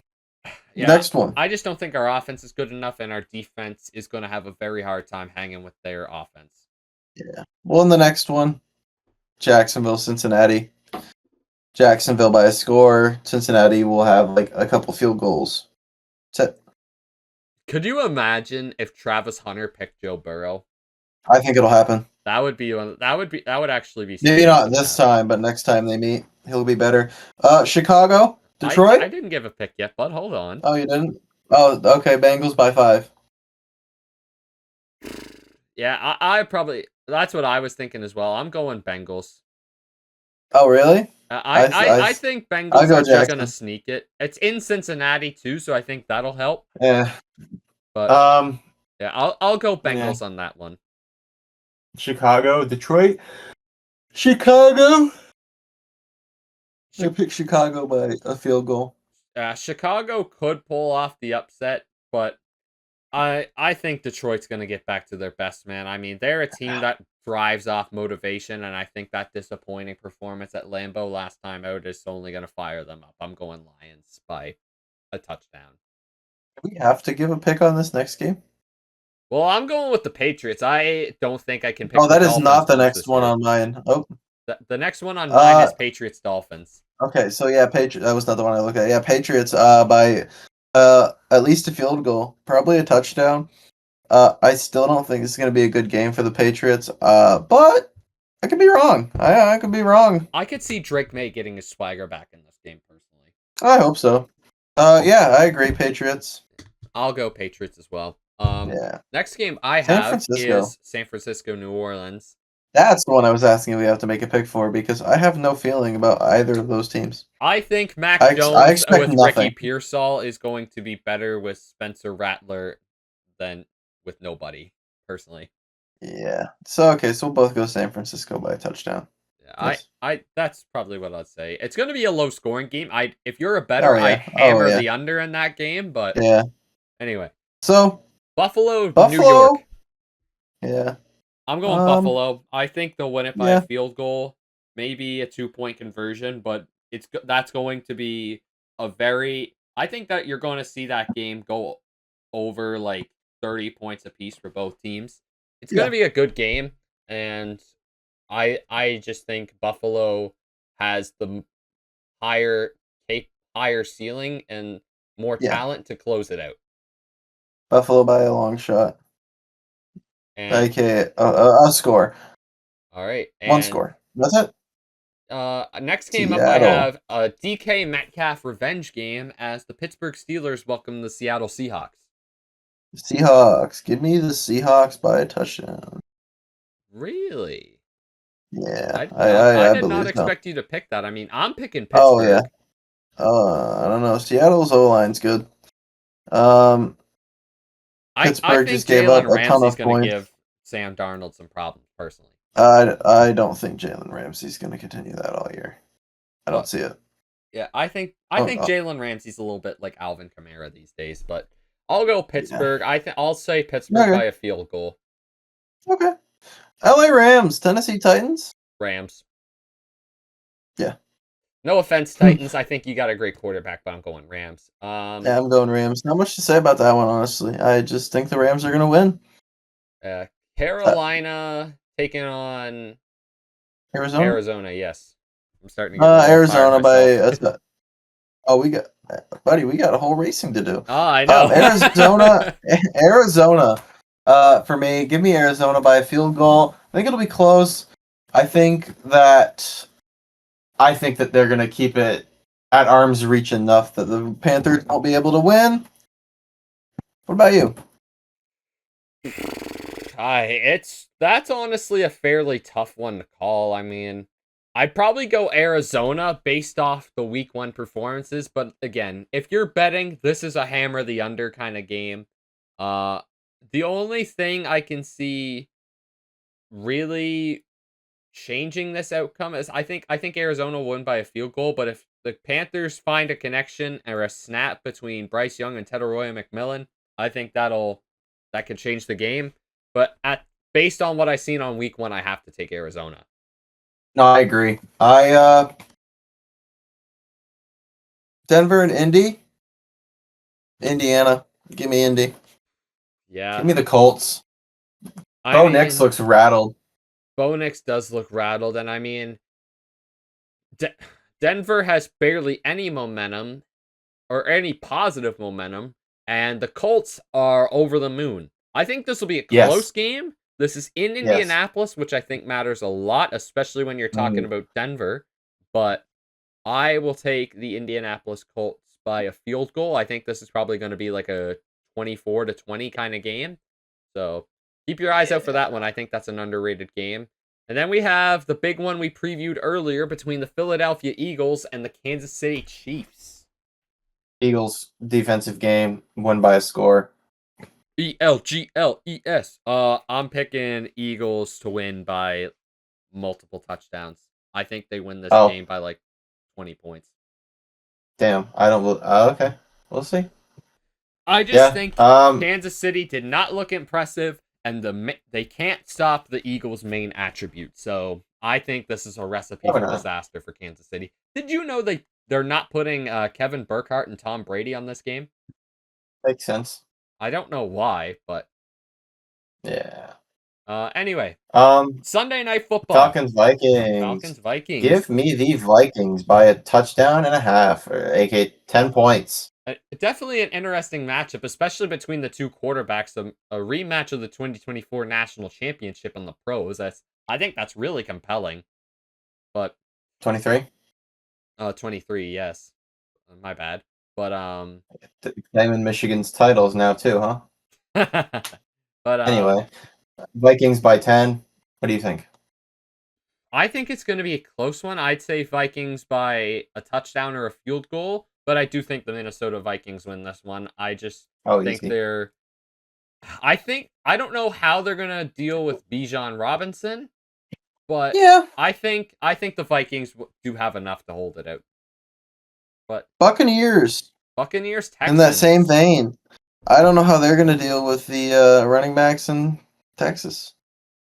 Yeah, I mean, I honestly didn't see much of Nick Chubb in Houston against the No, Rams, but I mean, from what I've seen he's in Cleveland over the last couple of years, I mean, I love Nick Chubb to death, but you can tell his progression is just slowly dwindling down. So, I don't know. I think this will be closer than what the week 1 stat lines would show. I am going to take the Buccaneers. I think it's going to be like maybe 21-17 kind of a score line, but yeah, it'll be a close yeah. one. It'll be a close one. I'm going I to go take with you on Tampa that. Bay. I'm going with you on that score and that pick. I agree. And Chargers Raiders. Chargers. Yeah, Chargers. Easy pick. Chargers by 2 touchdowns. Hopefully for the Chargers' sake, it is nothing, or the Raiders' sake, it is nothing like the game that happened, 2 years ago now, where I think the Raiders put up like 63 or whatever Yeah, it was. Yeah, God damn. But it won't happen. that won't happen. But I think the Chargers got enough. I mean, they're getting things figured out. Jim Harbaugh's an amazing head coach, far better than anything Brandon Staley could ever do. So, Hmm.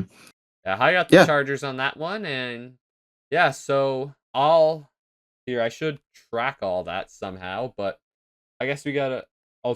What do you say we take a quick I'll little break continue. here and let's segue into racing? Yeah. I we'll get into possibly like betting odds and stuff for the NFL at some point later in this podcast. We didn't give ourselves enough time now, and honestly, we are probably better suited for betting odds at racing. Well, here, So let's have a quick look at this. Let me fire up like DraftKings or something real quick because let's have a look at. I think this is a good idea. We'll pick our favorite odds of the week. I mean, at the moment, Green Bay are a 3-point favorite heading or hosting Washington. I think that's a yep. fair line. I like the Jets in this one. The Jets are currently listed as a 6.5-point underdog against Buffalo. I would take the Jets on that spread personally. Yep. I think game's going to be a field goal or two. So I think that's going to be a close line. Dallas are 5.5-point favorites hosting the Giants. I would take the Cowboys on that one. Sorry. And Tennessee are a 5.5-point underdog hosting the LA Rams. I would take the Rams on that one. The Bengals are a 3.5-point favorite against Jacksonville. I'd probably favor Jacksonville because that could be your 1 or 2-point game. But if you're trying to make a teaser card, I would probably recommend that one. The Baltimore Ravens are an 11.5-point favorite against my Cleveland Browns. Hate to say it, but take the Ravens. Take the Ravens. Yeah. San Francisco are a 3-point favorite heading to New Orleans. What do you make of that one?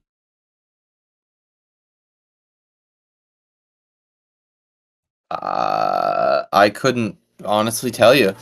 I haven't heard much about either side of the ball.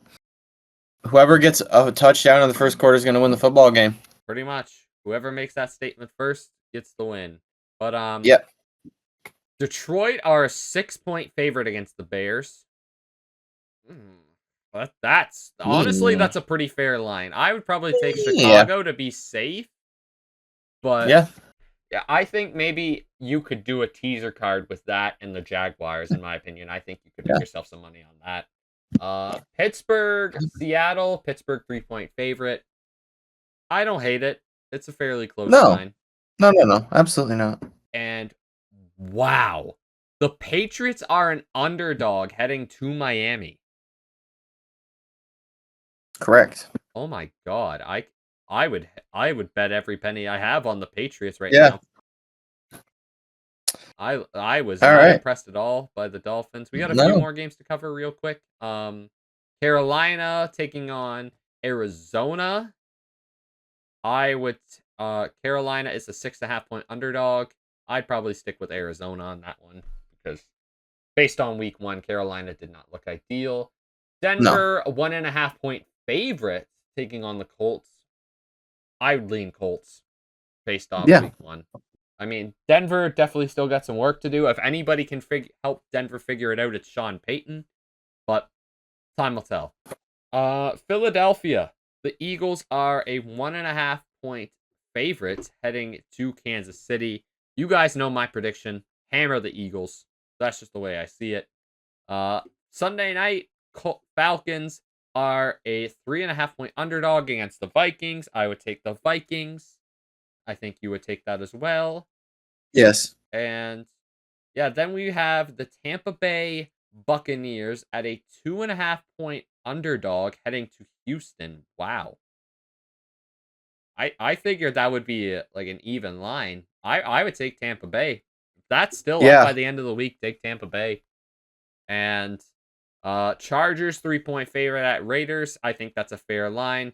I think the Chargers are going to win by more than that. But yeah, let's change this to racing. So NASCAR heading to the Bristol Motor Speedway for the Bass Pro Shops Night Race at Bristol. Kyle All Larson right. is the defending winner of this race, and we'll preview the race a little bit, but I want to get your thoughts, Ethan. Who do you think are going to be some drivers to watch heading into Bristol this weekend? So we'll start with trucks because I've photographed trucks. I watch trucks a lot. I love the truck series. A little bit of Tronks. I'm a truck guy. So it's hard to bet against Corey Heim these days. Corey Heim could have won every single race this year, and I wouldn't be surprised. However, he hasn't. But I think it's hard to bet against him. Out of the last what is it? Since I went to the trucks at Lime Rock. At Lime Rock, so that's yes. Out of the last 5 races. I was gonna say the only Corey one Heim, he's lost is IRP, isn't it? correct. Out of the last 5 races, Corey Heim's only lost 1. I mean, And he lost that one to Lane Riggs. And that's my pick to win on Thursday is Lane Riggs. yeah, well, I mean, if you look back at Bristol in the spring, too, for the truck series, Chandler Smith was the man. Was it Chandler who won that race? Or did Kyle Larson win? That's what I got right here. I have the top 2 picks for me as Lane Riggs and Chandler Smith to win. The front row I boys. believe. Oh, yeah, because they've won the last 2 races here. I mean, they find ways to win. It may not be pretty, but they find ways. And I mean, if you're betting fantasy on Grid Rivals that we got up here, just those 3 guys, Corey Heim, race position, second place, better or worse, I wouldn't touch that. Yeah, fade That's that. too unpredictable. Now, Chandler Bristol Smith is the kind of track where a lot could go wrong for Corey Heim. You've seen that earlier in the year at like Homestead and Martinsville. I think there's stronger trucks at Bristol than Tricon Garage, personally. Yeah. So Yeah. I would, if anything, I would take the lower.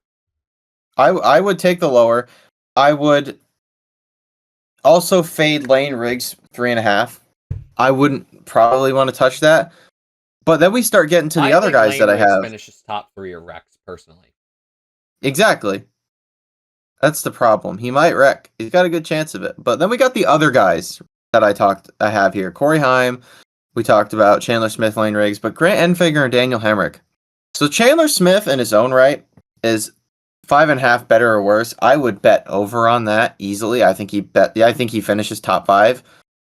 I think he should be the favorite to win, other than Lane Riggs. Yeah, so currently, as I look at the odds, Corey Heim is the favorite at plus 130. Yeah. Lane Riggs plus 300, Chandler Smith plus 400. One guy I definitely think you should keep an eye on is Caden Honeycutt. Yeah. Yeah, and if you look at him on fantasy, his race position, better or worse, 8.5. Bet the over. He's a fantastic short track racer. Helmer Friesen's had good runs here in the past. Stewart. Ty Majeski at 7.5 is not bad either. But then, like I said, with Daniel Hemrick and Grant Enfinger, Daniel Hemrick is 8.5 better or worse. That's an easy over 8.5 for me. He's got experience here in every car NASCAR's run here, obviously, since he's been racing. But Grant Enfinger, 9.5. Bet the over on that. Better. Absolutely. And then just another notable one that I might, if I were betting, I would take is Ben Rhodes, 11.5. I'd bet the over on that.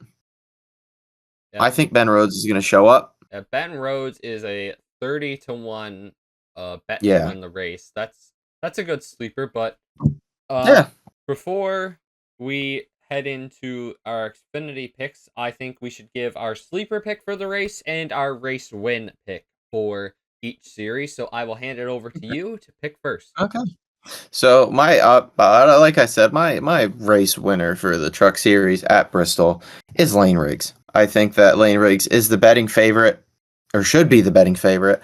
I think that there's a little recency bias with Corey Heim. Lane Riggs had the fastest truck at Darlington, got into the wall of his own fault, didn't win that race, dominated IRP, has won multiple short track races this year, won at Pocono, all very different to Bristol, but I think Lane Riggs is going to win this race. Sleeper pick, the guy who should have won Richmond. Ty Majeski. I don't think you should sleep on Ty. I think those Thor Sport trucks are 5th at best, but Ty Majeski has the opportunity and the talent at these tracks, the knowledge to change the car, to get that to be a winning car. So those are my picks. And one more, I mean, not to copy the NASCAR Weekly podcast, but I think we should give a suck pick as well. Suck pick, who I think is going to be horrible. Yeah, who's going to have a rough night in Bristol? Jake Garcia. Yep, I can totally see that. Jake Garcia, another guy who I didn't talk about that I should talk about. He's from up here, Gio Ruggiero. Not many people are going to know this or I don't know who's going to listen to this, but up here where Gio grew up is called Seekonk Speedway in Seekonk, Mass. It's got a lot of the same attributes that Bristol does. It's not an oval in the sense that NASCAR is. It is almost a circle. It's got high tire wear, banking. Gio should be a lock for a top 10. He's not in the betting odds for some reason, but Gio's going to do good. So on DraftKings at the moment, Gio Ruggiero is currently listed at 70-1 to win the race. Ooh, definitely I like a that. sneaky top 5 bet. I like that pick. At that. But if anybody wants to, pick him as a winner. Parker Clayderman's also in the race too. I did not know that. Yeah. Now. He's not going to suck, but he's not going to do good. He's going to run exactly where that Henderson truck should run. All right, so you've got Lane Riggs to win the race. Yep. Sleeper pick is Ty Majeski. Yep. And who's your suck pick? You're going Jake Garcia? Yep. Okay, so I'm going the same as you in the win pick. I think Lane Riggs wins at Bristol. I think he's just front row's more suited to short tracks, and so is Lane Riggs. And I think they just got more on a track like this than Corey Heim and Tricon can do. And maybe Chandler Smith ends up beating Corey Heim too. Time will tell. But my sleeper pick, mentioned it before, I'm going Caden Honeycutt. I feel like if there's anyone who can sneakily pull off a top 5, I think it's him. And for my sleeper pick, I am going to... Sorry, my suck pick. You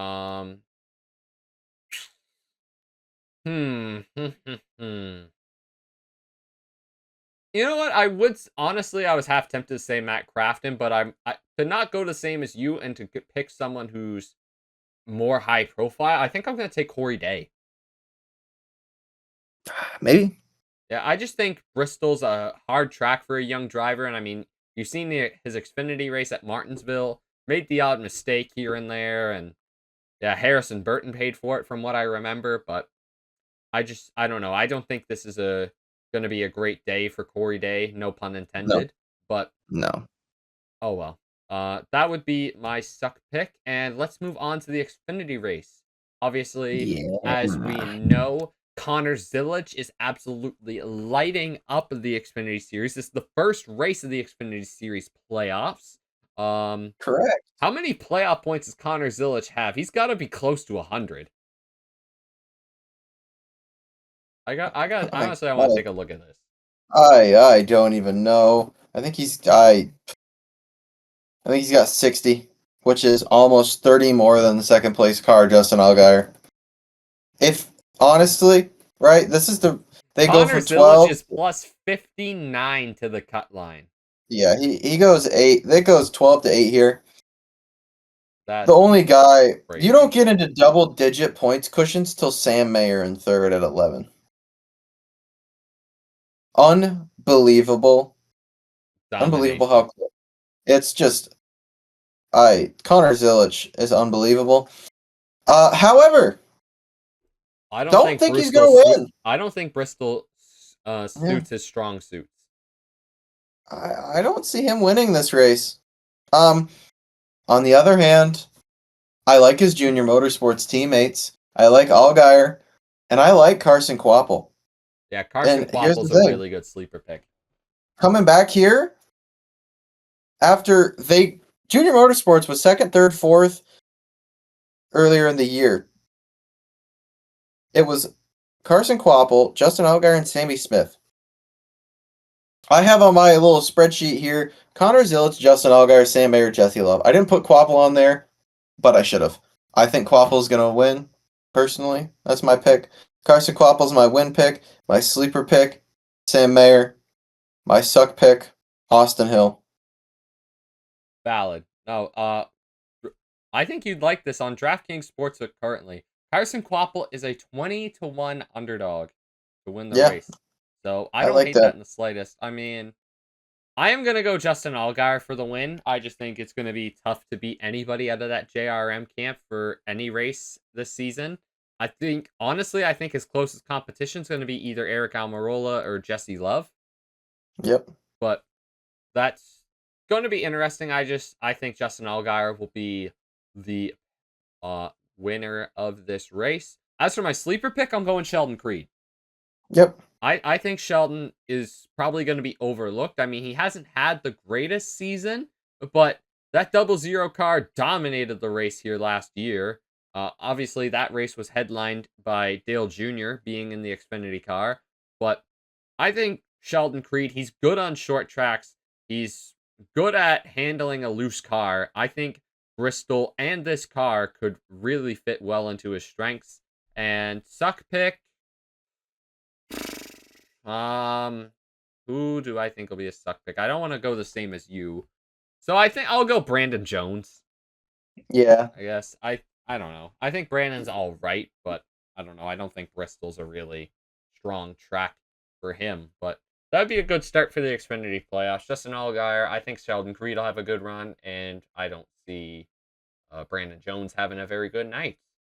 Now on No, to the Cup Series. Obviously, a cutoff race, massive race for the guys like Alex Bowman, Josh Berry, Shane Van Gisbergen, Austin Dillon. Even you can even consider this a big race for the likes of Logano, Chastain, Cindric. I think Elliott's got enough of a points buffer to not be too stressed. But if you're Chastain and Cindric, you definitely want some stage points, in my opinion. Yeah, I think Chase Briscoe's going to win this weekend. I think my sleeper pick is Bubba Wallace. I think Denny Hamlin, Chris Buescher are going to have strong days too. But other than that, I think it's a toss-up. I don't think, like you said, Cindric's not going to feel safe. Dylan's outside looking in. However, I believe that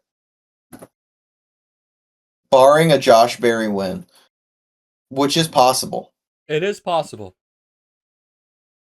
the it's going to stay the same. Josh Who's out now? Berry Is is who's out. 35-1 on. Yeah, I like those odds.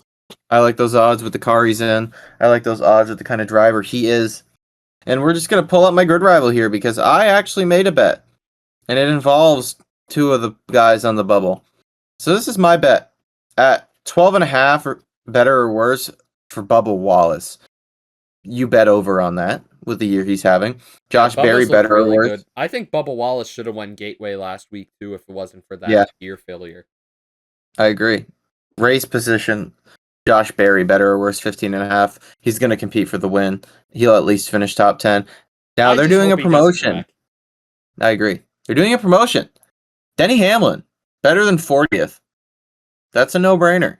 There's 39 cars. He's obviously going to finish better than 40th. Shane Van Gisbergen, better or worse, 25.5. I have him finishing worse. Yeah, no, Bristol is not to his strong suit. Nope. I'm looking quickly through any other ones that I think are easy, over-unders. Chris Buescher, over-under 13.5. I think he should do better than that. Same with Austin Dillon, better than 18.5. I think he'll run close to the top 10. Ryan Preece, 16.5 or better or worse. I think that is also an incredibly easy one to pick over on. I think he'll finish top 10 here. He's been consistently top 10 at short tracks all season long. Austin Cindric, 17.5, better or worse. He was involved in that great finish here in Xfinity. Yeah, back in 2021. I remember that. So those are all picks that I could see you slamming the over on, and I wouldn't be surprised. So we'll quickly go through, right?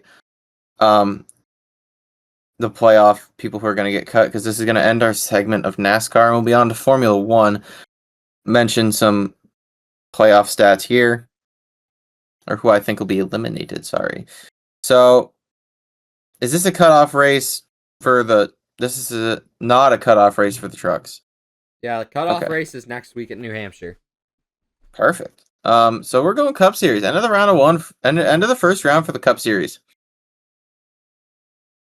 Bowman, I think, is eliminated. Van Gisbergen's out. Austin Dillon's out. I just don't know if I can confidently say Josh Berry won't win this race. I've heard rumors, right, from my people. By my people, I through some friend of a friend of a friend of a friend of a friend. The DBC people, their words get to me. I mean, I think tire wear is going to be involved. And if tire wear is involved, Josh Berry's going to be a real threat to win. So you know what? You know what? I don't think Josh Berry's getting eliminated. I think Josh Berry, I don't want to put him as who I think will win because I think likely Chase Briscoe's going to win. But Josh Berry, you know what? I changed my mind. Put Josh Berry as my sleeper pick to win. And so I think Bowman, Van Gisbergen, Austin Dillon, and Ross Chastain are going to get eliminated at Bristol on Saturday night. I mean, I honestly think it stays the same. I mean, if anybody can get out of that points gap, it's Josh Berry. I just think he's too far back. So it's win or bust for him. I mean, Bowman is capable of winning. Bowman did start on the pole at Bristol last season.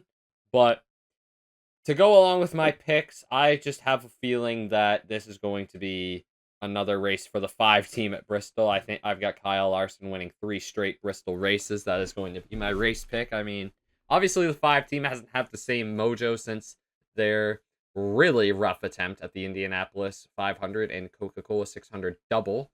But I think if there's anywhere this team can get their swag back, it's Bristol, where they've dominated the last 2 races. I'm going to go with Kyle Larson win the race. Sleeper pick, I'd say, even though he's won here before, I'd say people are sleeping on Chris Buescher a little bit. It's just, I think he's always a threat, but it's just his name never gets brought up enough for what he deserves, in my opinion. So I think Chris Buescher is a really good sleeper pick. And as for a suck pick, okay, I didn't really think about this too much. It's kind of hard to harp on the guy, but Kyle Busch. I mean, I don't know how he's 28-1. Kyle Busch has the same amount of odds to win as Carson Hocevar, and Carson Hocevar ran 3rd pretty well all day in the spring, and Kyle Busch hasn't showed anything at Bristol since he joined Richard Childress Racing. So it's hard to harp on the guy, but I would go Kyle Busch as my suck pick.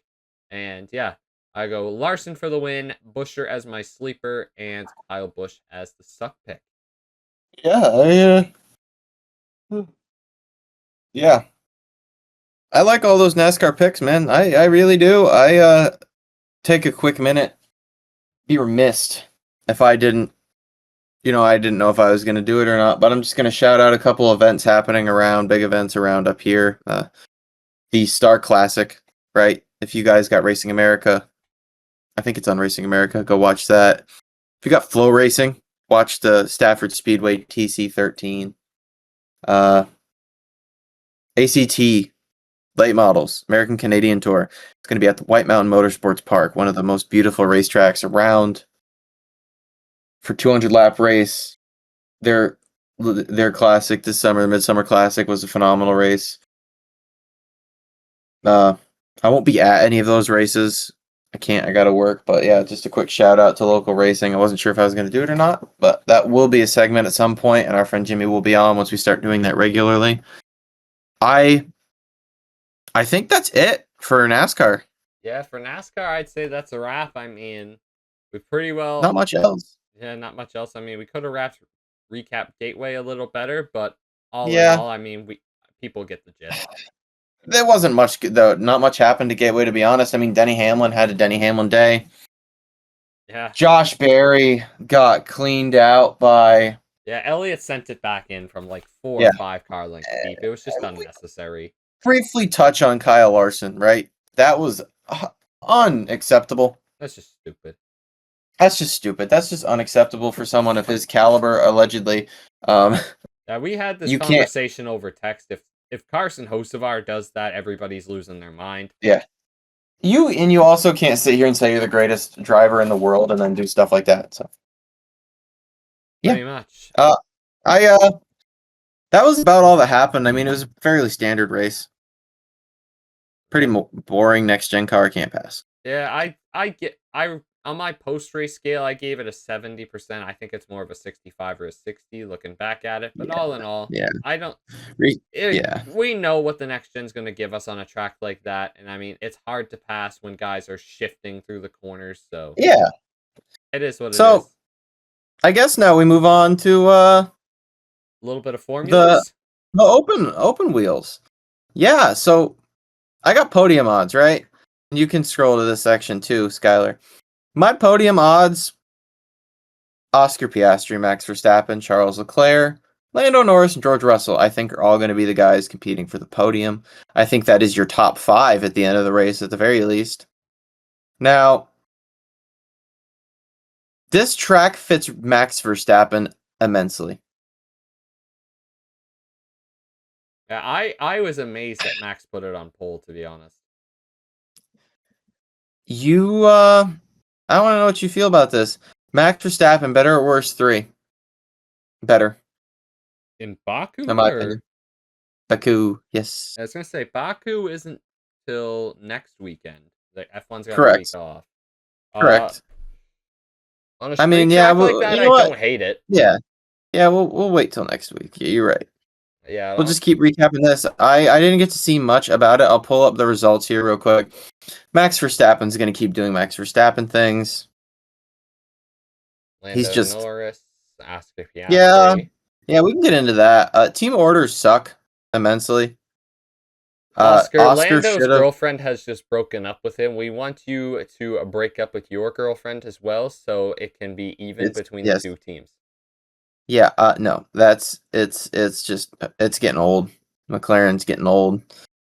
Oscar should have finished second. Oscar should be extending his points gap. Oscar will win the title.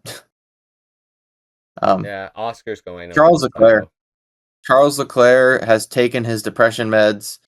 He is he's good. He had a vacation in the sand. Poor Charles. Did what Charles could. Charles did what Charles could. George Russell unfortunately finished 5th. Oof. And then you have to look all the way back at 9th for his teammate. We'll get to that in a minute. I mean, I think Antonelli would have had a better race if he didn't have a rough start, but yeah, things happen. Lewis Hamilton. Oh, horrible debut at Monza for Ferrari. Horrendous. Yeah. He just didn't have pace. No, and that's becoming a common theme. See, I just don't think Lewis has any confidence in the car currently. I don't think he can deal with ground effect era. I think he should have retired last year, and I think he will retire after this year. Alex Albon. Doing Alex Albon things. Before we go a little any further, I seen something on Instagram today that says Ferrari are trying to line up Oscar Piastri for when Lewis Hamilton retires. I actually heard that Max is talking to Ferrari, but that's just... Could you imagine? No, I don't think it'll happen, but no. I think it's something that's being discussed. Big Gabby Bortoletto, P8. Yeah, he's becoming more consistent. I think he needed a little bit of time just to get a feel of everything, and now that he's coming to more tracks that F2's gone to, I think he's really starting to show what he's worth. No, I agree, and he's got 4 point scoring finishes this year. He's got 18 points. I mean, he's getting there. Junior? I don't think so. I don't know. I don't know if he left that program to be Ferrari Junior now. Or no, it's Audi. Yeah, it's gonna be Audi. I guess. Yeah. Even if he was, I wouldn't leave for McLaren. Yeah. I mean, Kimi Antonelli. Kimi's been having a rough summer. Is he better than is he better? Here's my question to you. They chose Kimi over Carlos Sainz. Well, see, I get why they picked Kimi. I think they picked him too soon. I think they chose wrong. I think they chose wrong. I think that Kimi is in over his head. Unfortunately, I don't think it's going to work out. He doesn't have confidence, and he's not building confidence in the sandpit ever through practice. It's unfortunate. I'm trying to think of the driver to compare him to.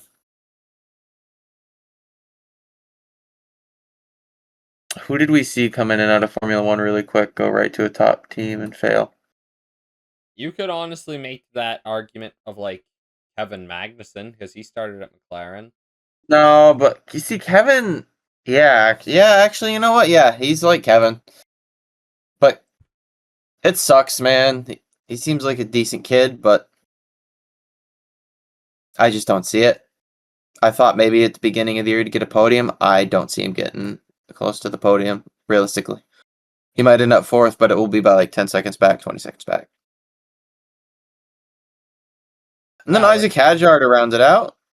And What is bit there off not to topic, say? but who would you give Rookie of the Year to? Isaac Hadjar. It's not even close. Let's read his stats. 16 races, 38 points, And one V-carb. podium, 7 top 10s. He's finished almost half of the races he's run as a Formula 1 driver in the top 10. He has only been knocked out in Q3 once. Yeah, this is the first time he ever got knocked out of Q1. The only zeros in his record are wins, poles, and fastest laps because he is in a V-carb. Yeah, no, Isaac Hatcher's been so impressive, man. He has finished 2 of the 3 sprint races in the top 8. Like, yeah, unbelievable. All right, Carlos Sainz P11. I think it's pretty obvious that Williams favors Albon at this point. Yeah, it's pretty obvious that he's not getting the shake of it. Honestly, I feel bad for the Unfortunately, guy. I do too. Every team he goes to, they always just tell him that, hey, we prefer the other guy. Speaking of being preferred over your teammate, Oliver Behrman. Big Ollie Behrman. He's talented. I don't know what else to say. He's not at Hadjar's level. What did we think of the collision between Behrman and Sainz? I did not see that. You didn't? Oh, they had like a big they had an incident with like 10 laps to go. What happened? I think it was through What happened? It was through the quick left right chicane, like out of that long right hander. I found it. Let me look. Yeah, give me a verdict on that. Ollie Behrman did get the penalty points out of it. Racing incident. That's exactly what I think. Just a racing That is incident. a racing incident. Yep. They gave Ollie Behrman a penalty point for that. Carlos could have given him more room, but his wheel was inside of him, so I don't know where else you wanted Behrman to go. Pretty much. Yeah, no, that's just a racing deal. I should have been no points or both of them. Yeah, I agree. And Yuki Yeah. Tsunoda P13. Oof. Poor guy. He was running in the points most of the race. I will give him some credit. It must have been like a slow stop or something that took him out. But He's behind both Williams, a Kick Sauber, a Racing Bulls, a Haas. yeah, while your teammate wins the race. 80 seconds behind his teammate. That. That's just an uninspired performance from an uninspired driver. They really gotta have that second Red Bull as like a neutral driving car because no one can handle the car like Max can. Oh. Liam Lawson, P14. Yeah, he was there. Liam Lawson is showing up to the race weekends and driving the race car.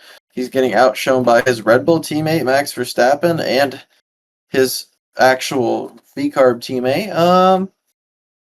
Pretty handily. And Yuki and him are about the same. Lower than either of them should be. Yeah, no, I mean, I think Liam's coming into his own at V-carb. I mean, that second Red Bull seat is just that's just the where drivers go to die, pretty much. Yeah, pretty much. He was the last car on the lead lap. I'm glad they took Liam out of there while they still can, but anyway. Man, it's gonna end Yuki's Formula One career, but that's beside the point. Pretty much. Esteban Ocon. Yeah, slow. he had a penalty right from the get go. Yeah, he Uh, did. Uh, Alpine are Pierre just Gasly. slow. Yeah, Pierre Gasly got a contract extension. I get why they did it. Yeah, if you Uh, have a star guy like that, you got to keep him around, especially when you're performing this rough at the moment. I still haven't figured out why Franco Colapinto replaced Jack Doohan. They're running about the same. They didn't need to make that switch, No. but maybe Franco Uh, brings in more money. yeah, that's exactly why. Lance Stroll. Doing Lance Stroll things. Fernando Uh, Alonso was running ahead of Bortoleto until his suspension blew out. what happened to Nico? Nico just didn't get to start the race. I think they had a mechanical failure on the formation lap. Oh, oh no. Damn, that's unfortunate. Yeah. I like Nico. How Um, could you not like Nico Hulkenberg, man? I think that's it. Well, do we want to briefly talk about IndyCar silly season a little bit? Things are getting Yeah, interesting a little yeah, bit we can there. talk about that. We can talk about a little bit of silly season in general. I mean, with racing. I mean, we got a couple things from NASCAR to talk about. Yeah, I mean, I so much briefly with mentioned, NASCAR depends on the lawsuit, though. That's the thing. and I mentioned. I mean, the rumors of Max to Ferrari are heating up. I see online. I hope he doesn't. I don't think that'd be a smart career move for him. Oh, Jesus. But that's about the only thing that could happen in Formula One is Max to another team. Yeah, pretty much. I mean, I still think Max is more likely to go to Mercedes than Ferrari, personally. Especially if Kimi continues to struggle, that number that Mercedes is willing to pay him is going to go up. Mm, very much. Uh, Very, very. I IndyCar, yeah, Will Power to Andretti. I like that move for both people involved. And on the flip side of Will Power to It's a Andretti, great replacement for Colton Herta. Colton Herta to IndyCar, out of IndyCar to a test role in Formula One. Did they confirm what F2 team he's going to be driving for yet? Is he running F2? That's what I heard. I think I heard he's running F2. It's just a matter of which seat he's getting at this point.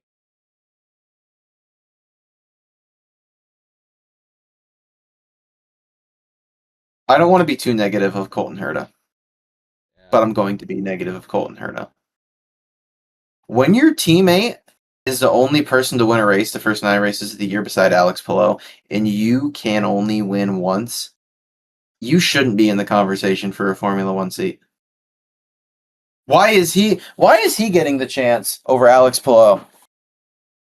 Yeah, really. Honestly, I totally see your point. I mean, It's because he's American, and I'm looking at a couple signs on my dresser that say "God bless America." I'm proud to be an American. I love this country, but man, that's what's getting Colton Herta this ride. yeah, He is in an Andretti car. That is a championship caliber driver well, not driver, sorry, a car for most drivers. It yeah. is going to be a championship threat with Will Power in it. I Why? had Colton Herta winning the championship at the start of the year. I did too. I don't know. I don't know if leaving IndyCar feels like a cop out to me for not being good enough to win a title. He was put in the title conversation, and I don't think it ended well for him. I mean, I get wanting to go to F1. It's what the world sees as the premier motorsport. Like, I don't blame him for wanting to go, but I think every move he makes in F2 and in that Formula One landscape, he's going to be micro managed and micro watched so much. I don't know how he'll react to that, but I'm very intrigued to see how he does. I don't think he will react well. But, No.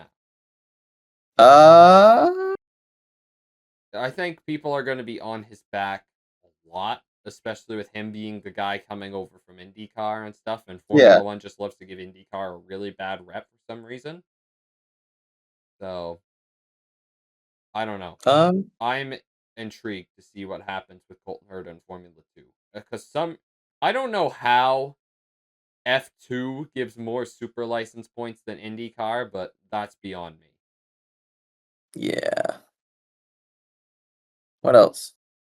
Renus VK leaving Dale Coyne. I mean, I think he deserves a better ride than that. I mean, anyone who can put a Dale Coyne car on the podium deserves to be in a good seat.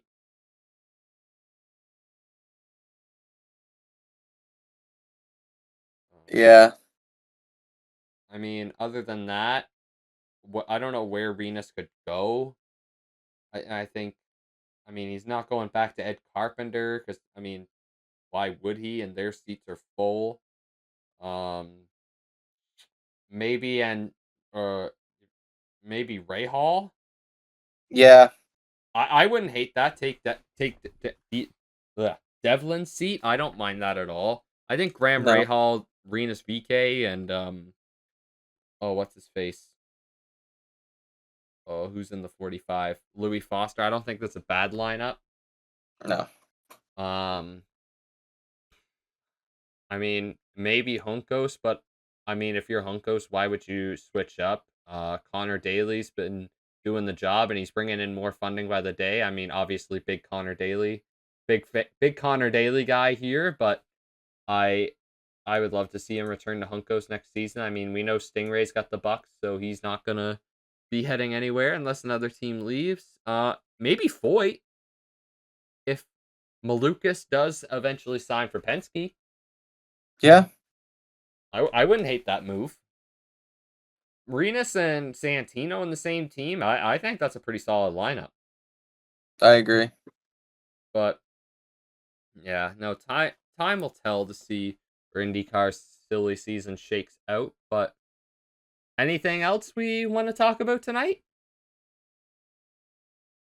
Uh,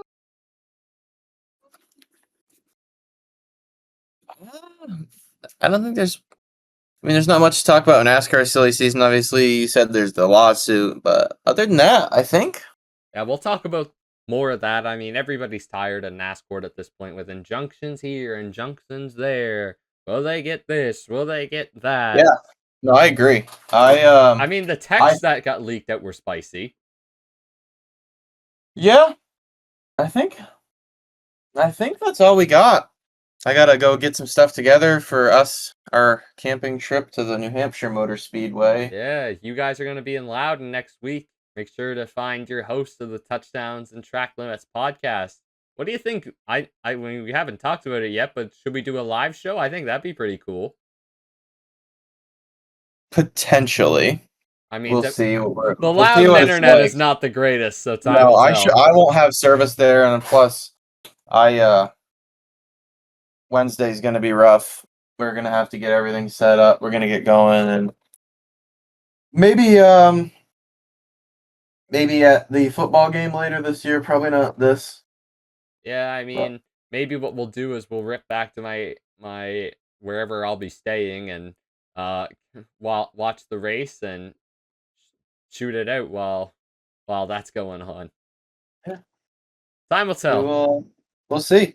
But anyways, Anyway, guys, let's wrap this hope show you. up. If you guys did enjoy today's show, don't forget to follow us and turn those notifications on Spotify, YouTube. You'll see some clips on TikTok and Instagram once I find the time to get around and take some little snippets of the podcast and get those out.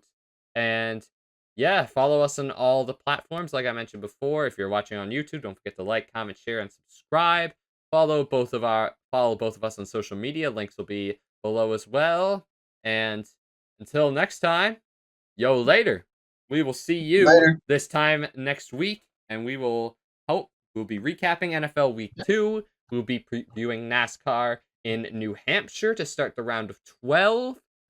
Truck and Cup will be in Loudon, New Hampshire on Sunday, the weekend of Sunday, September 21st. And yeah, till next time, guys. Yo, later. Later, guys. Go check out my photos. Bye bye.